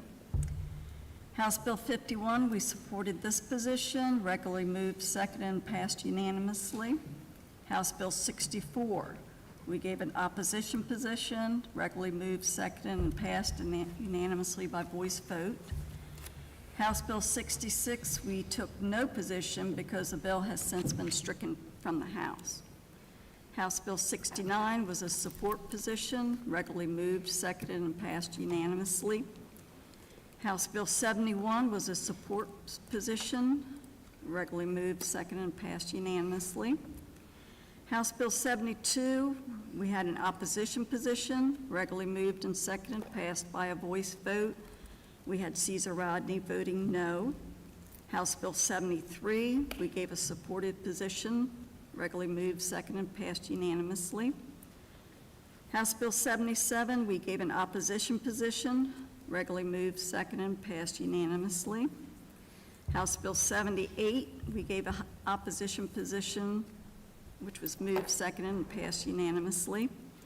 House Bill 79, we gave a neutral position. It was moved, seconded, and passed unanimously. House Bill 82, we gave a support position, which was moved, seconded, and passed unanimously. House Bill 83, we gave a support position, which was moved, seconded, and passed unanimously. House Bill 85, we gave a supported position, and this was also moved, seconded, and passed unanimously. House Bill 90, we gave a neutral position, which was regularly moved and seconded and passed by a voice vote with Tech, Woodbridge, and Milford voting no. House Bill 91, we gave a supported position, which was moved, seconded, and passed unanimously. House Bill 93, we gave a neutral position, which was moved, seconded, and passed with Smyrna voting no.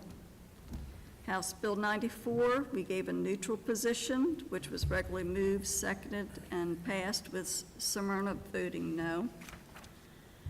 House Bill 95, we gave a neutral position, which was moved, seconded, and passed with Smyrna voting no.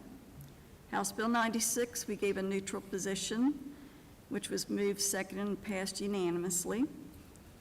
House Bill 97, we gave a supported position, which was moved, seconded, and passed unanimously.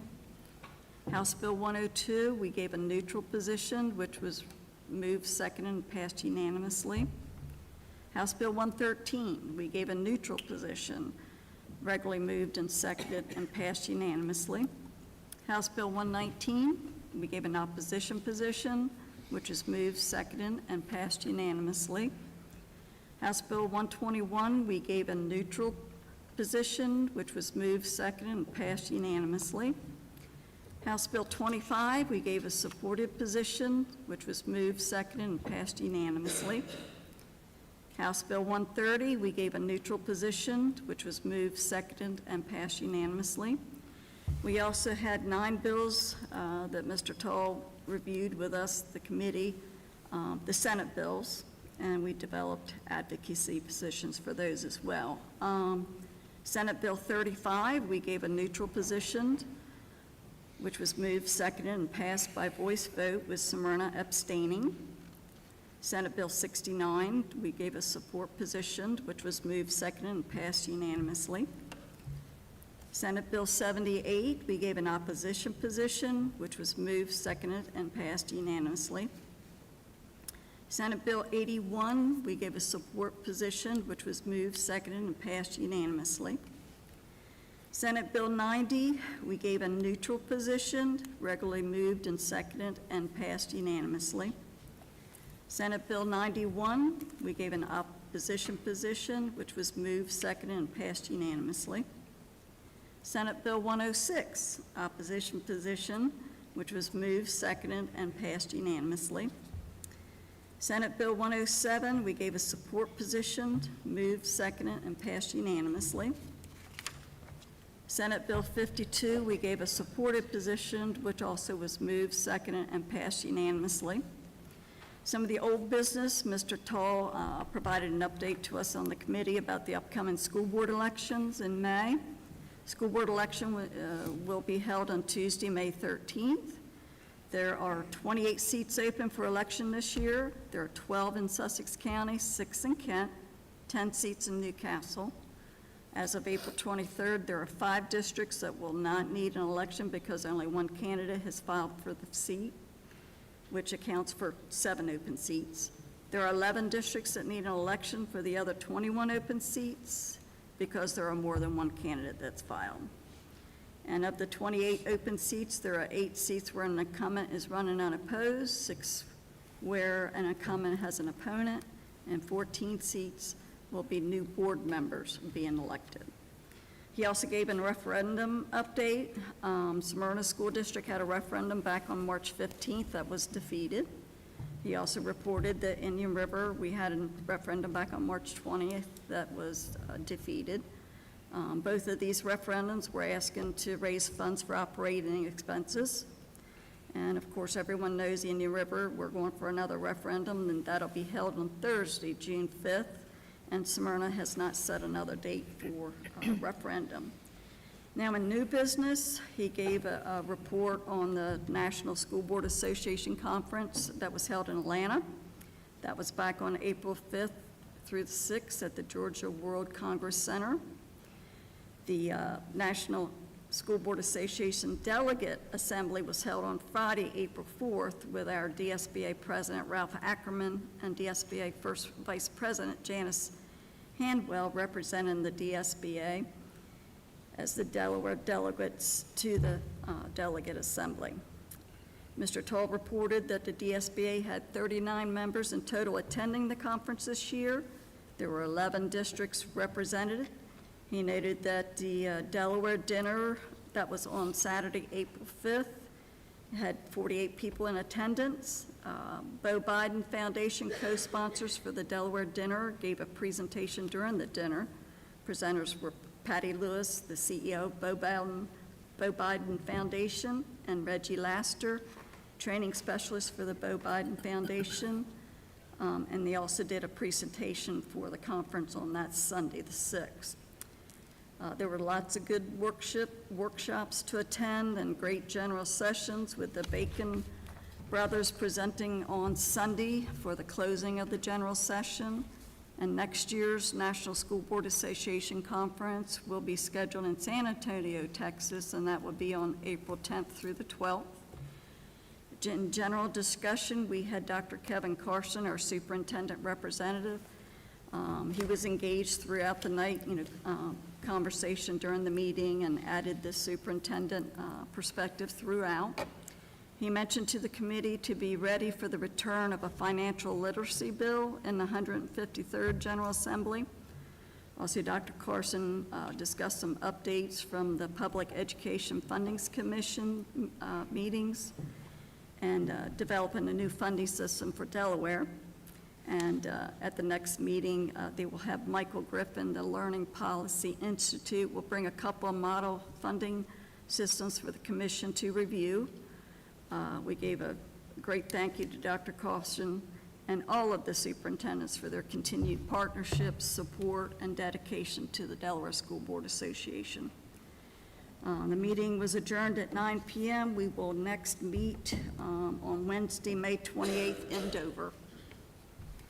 And that is my report, Ms. Chairman. Thank you. 8.07, special education, Mr. Neal. Oh, that report has already been given. Okay. 8.08, policy, Mrs. Taylor. Yes, we met on April 14th at 4 o'clock, and the minutes were approved. After that, we had 3 policies up for second readings. The 3 policies will need no additional changes. They are ECB 1, ECB 1, Indian River School District School-Related Traumatic Event Policy, JHFA Student Supervision, and KLA Complete Procedures. So we will proceed with the second reading, and we will need to vote for approval on these this evening, the first 3. Under that, policies that are under review, ECB, Integrated Pest Management Policy. It's going through its normal review cycle. There was a discussion about the length and detail of the policy. It was agreed that the policy could be more concise. Mr. Dooley will make edits and reintroduce it in the May policy meeting for a first reading. The next one that's under review is IF, Curriculum Development, Normal Review Cycle. The draft was reviewed, no suggested changes were recommended. We'll proceed with the first reading at the April board meeting. Next policy under review, JEC 1, Relative Caregiver. There are no changes to the policy, review only. And KGC, Tobacco-Free Environment. Draft was reviewed, grammatical edits made. Proceed with the first reading at the April board meeting. The meeting was adjourned at 4:27, and our next meeting will be May 12th at 4 p.m. Okay, so I would entertain a motion on accepting the second readings. Second. We have a motion and a second. All those in favor signify by saying aye. Aye. Opposed? That is unanimous. 8.09, IREA representative. Good evening. Blair Catlin Brown, school social worker at SDSA, and IREA's new president-elect. I will come into office on July 1st. Thank you, I'm very excited. Congratulations. Thank you. Reporting back about the IREA Scholarship Fundraiser, we were so appreciative to have so many of you guys join us that night. We were able to raise $1,350 for 2 scholarships, one for IR and one for Sussex Central. So we are finalizing that process, so we're excited to be able to do that. So we will keep that going in the future. A reminder, on May 20th is the para-mentoring celebration. You all received an RSVP email from Cassie Queen and Alexa Complete, so please make sure you RSVP. They would love to have as many of you there as you can come, are able to come. Very excited that, like Dr. Owens mentioned earlier, the ambassador meetings, we're excited to join that, to really look at what we have to offer to the parent ambassadors, the staff ambassadors. We're really trying to latch on to the grassroots idea that you were trying to bring about for this referendum. So we're working on a shared Google Doc for our members, which was also an idea of some members who joined our last rep meeting, where we can coalesce and organize around where can we give out our flyers and postcards, what community events can we join, do a list of all the events that IRSD is doing. So we really want to make sure that we activate our members as well by making sure we have a central base to be able to come to, and I'll add to it after the meeting this week to make sure everybody is on the same page. On that note, we are excited to, we're working with a billboard company, one of the fancy electric billboards, to be able to do 2 billboards for 4 weeks running up to the referendum vote on June 5th. I think one is going to be kind of just a public service and one will be a 4. We're kind of negotiating that, but we are committed to putting up 2 in the community, so we're very excited to do that. May 1st is May Day, which is traditionally a day to celebrate the labor movement. So NEA, DSEA, and IREA, all of our locals, are using it as a day to celebrate education, public education, our labor union. Because our local, we have our own stuff going on right now. So we really want to stay focused on getting this referendum done and making sure that we pass that. So we're choosing locally to focus on, we're going to put out a special edition newsletter where we're going to give that Google document to our members to really help activate them. We are going to provide the link to, we do have the VSA petition ready to go to send out to our members. I'm going to share it with other local presidents, other local community groups. I'm in communication with DSEA to see what's our threshold that we provide the petition signatures to the county council. Should we do a number? Should we do a time frame? I'm really excited to back up what you guys have put out there with the resolution asking for them to do the VSA fees, or the VSA, fees. And we're asking our members on Thursday and Friday, if you want to join us, to wear red for ed, to again just show our support for public education.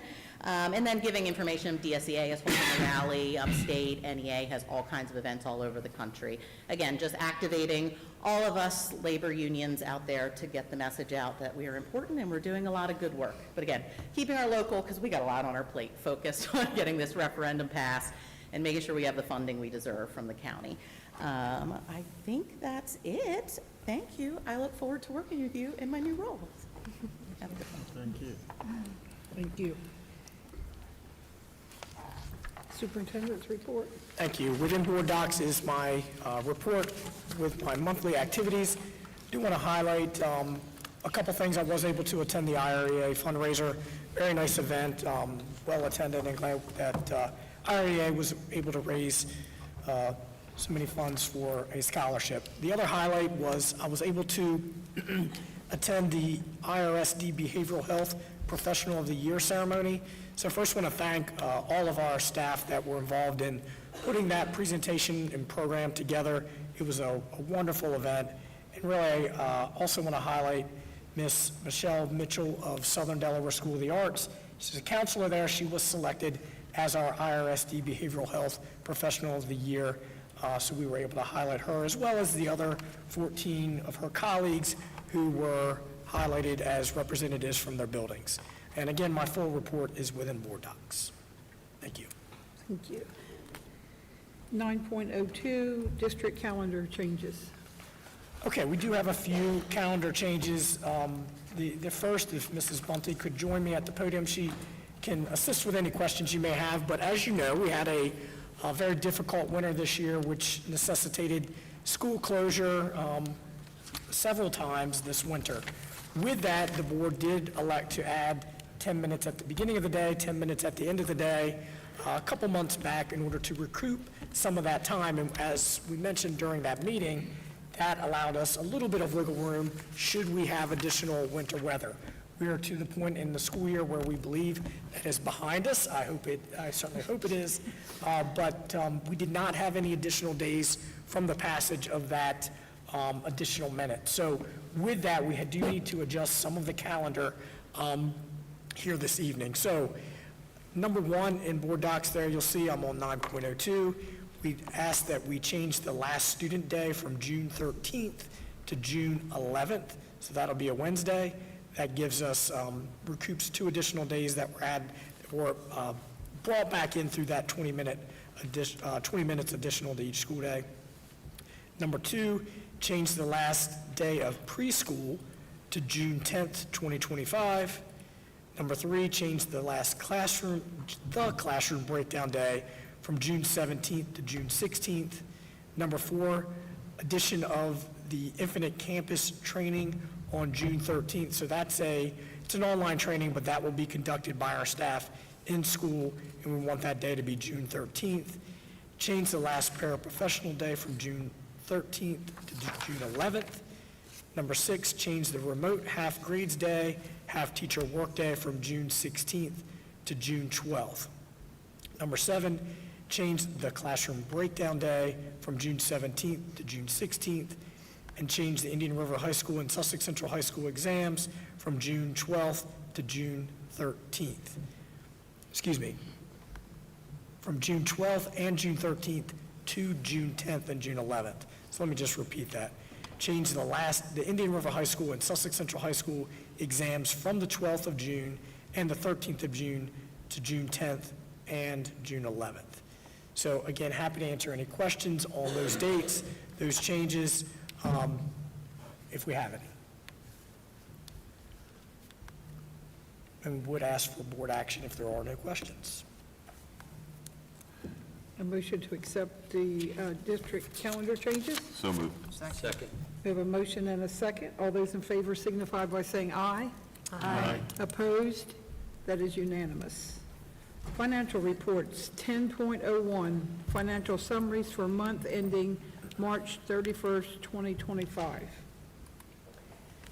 Yes, all reports are uploaded onto Board Docs. Through March 31st, we were 75% of the way through the fiscal year.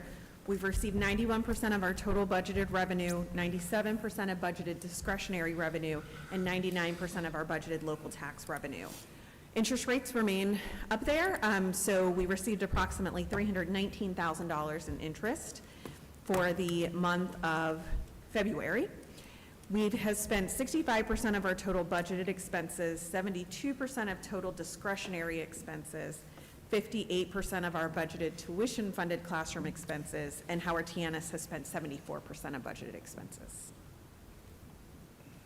Any questions? I would entertain a motion. So moved. We have a motion and a second. All those in favor signify by saying aye. Aye. Opposed? That is unanimous. 10.02, detail information for month ending March 31st, 2025. Our student activity funding balance is approximately $195,000. We have $7.9 million in federal funds available and are holding approximately $1.4 million in donations and internal accounts. I would entertain a motion to accept. So moved. Second. We have a motion and a second. All those in favor signify by saying aye. Aye. Opposed? That is unanimous. 10.03, major capital improvements for month ending March 31st, 2025. We paid out $2.6 million in March in major capital funds. A motion to accept. So moved. Second. We have a motion and a second. All those in favor signify by saying aye. Aye. Opposed? That is unanimous. 10.04, minor capital improvements for month ending March 31st, 2025. For the 3 fiscal years allocations available, we have spent and encumbered $5.3 million and have approximately $2.2 million available. A motion to accept. So moved. Second. We have a motion and a second. All those in favor signify by saying aye. Aye. Opposed? That is unanimous. 10.05, discretionary budget cuts. The document attached in Board Docs shows our discretionary budgets for FY25 with a proposal for FY26 budget cuts. Looking at our school discretionary budgets, we're looking at a 10% cut. For curriculum budgets, 10% for Department of Instruction and Ingram Pond, 0% for the IB program dual enrollment and textbooks, since those are directly affecting those educational programs. Our vocational education budgets, we have a 0% cut there as those are fully funded by state funds. Our athletic budgets, 10% across the board. Our athletic field maintenance budget's 0%, as we want to keep up the maintenance on those and not fall into a deficit there. Our human resources budgets, the first line is the athletics EPR. So based on the changes that the board approved earlier tonight with those cost savings, that's factored in. Our tuition reimbursement line is based on our collective bargaining agreement, so 0% there. Our personnel, HR, and recruiting budget, a 10% cut. And then the next line is our student activities EPR, which is our non-athletic EPR. So those are covered by what the board approved earlier as well. On the second page, our local salaries budget. So our local salaries line has been affected by the reduction in education services that we've previously approved. Our substitute, other substitute, family leave substitutes, and JROTC budgets are 0% cuts, as those are, the three lines for substitutes are outside of our control, and the JROTC budget is partially funded through a reimbursement from the feds. Our district operations line items, we're looking at 10% for the board budget, our nurses budget, our district expenditures budget, our district office budget, technology management, our maintenance budget, and our vehicles and fleet budgets. The other remaining budgets are legal services with 0% cut, as we're required to pay those bills. Our portable expenses budget, I anticipate, will be significantly lower for FY26 as the leases expire in July for those modular classrooms here at Sussex Central. But we do have to expend some funds to remove them. Our charter choice budget is at 0%, as we're required to pay the local share of the students going to charter schools or other school districts. Our district operations budget has a 0% cut, as that covers our copier leases, our electric, our natural gas, water and sewer bills. Transportation, we're required by the state to make our 10% match on those payments, so that has a 0%. Our safety and security has a 0% cut as well.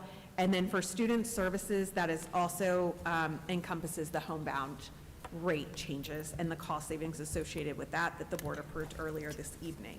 So with those cuts, across the board, that is a total of $404,680 in savings.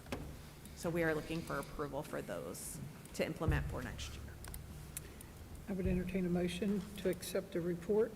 So moved. Second. We have a motion and a second. All those in favor signify by saying aye. Aye. Opposed?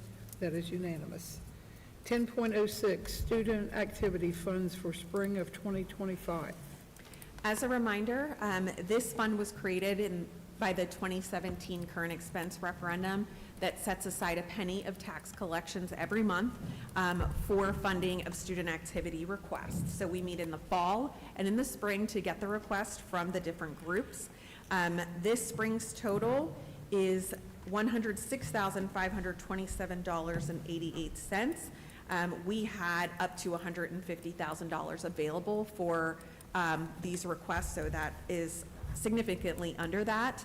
These requests encompass CTSO organizations and their travel to national competitions this spring, our SMS drone team, Sussex Central Band, and some of these are for, the drone team is for travel to a national competition, band is for equipment, and Millsboro Middle School music for equipment, Sussex Central for yearbook, and Sussex Central for, no, I'm sorry, we removed JROTC. So the rest are all CTSO organizations for travel. But again, just over $106,000.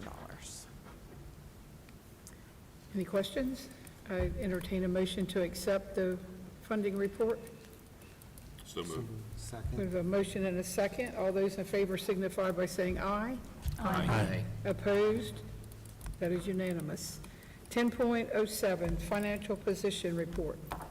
This is the report we're required to submit to the Department of Education 3 times a year. So the report encompasses our local appropriations that are considered our reserve funds, and then our state discretionary funds. The balances are actual as of March 31st, and then we project out income for those appropriations through June 30th, and then salary and non-salary expenses.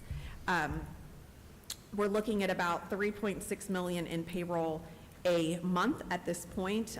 Those projections show a negative balance in our current expense local funds appropriation, our JROTC funds, which is typically waiting for a federal reimbursement, and our safety and security local funds. So as we've discussed previously, what will be used to cover any deficiencies or any deficits in payroll through September will be our other local funds, particularly the curriculum set aside. But in total, that projection shows a $14.8 million balance at June 30th. But again, payroll's averaging about $3.6 million per month. Any questions?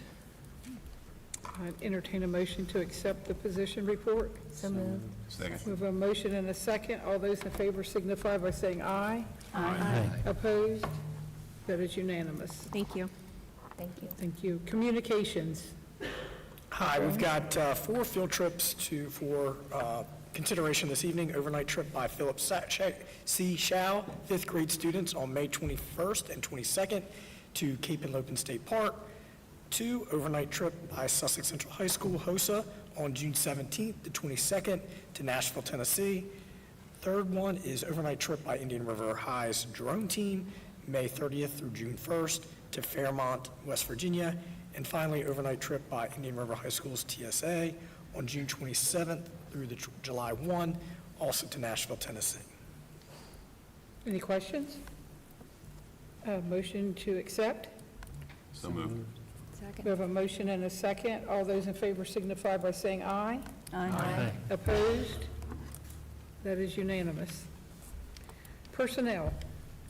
12.01, personnel agenda for April 28th, 2025. Make a motion, we approve the personnel agenda. We have a motion. Do we have a second? We have a motion and a second. All those in favor signify by saying aye. Aye. Opposed? That is unanimous. 12.02, personnel addendum for April 28th, 2025. Motion to approve. Second. We have a motion and a second. All those in favor signify by saying aye. Aye. Opposed? That is unanimous. 12.03, contractual agenda for April 28th, 2025. Motion to accept. We have a motion to accept. Second. We have a second. All those in favor signify by saying aye. Aye. Opposed? That is unanimous. 12.04 is just a notification of retirements needing no action. 13, we come to student hearings. 13.01, student number 25-93. I make a motion, we accept the hearing officer's report. Second.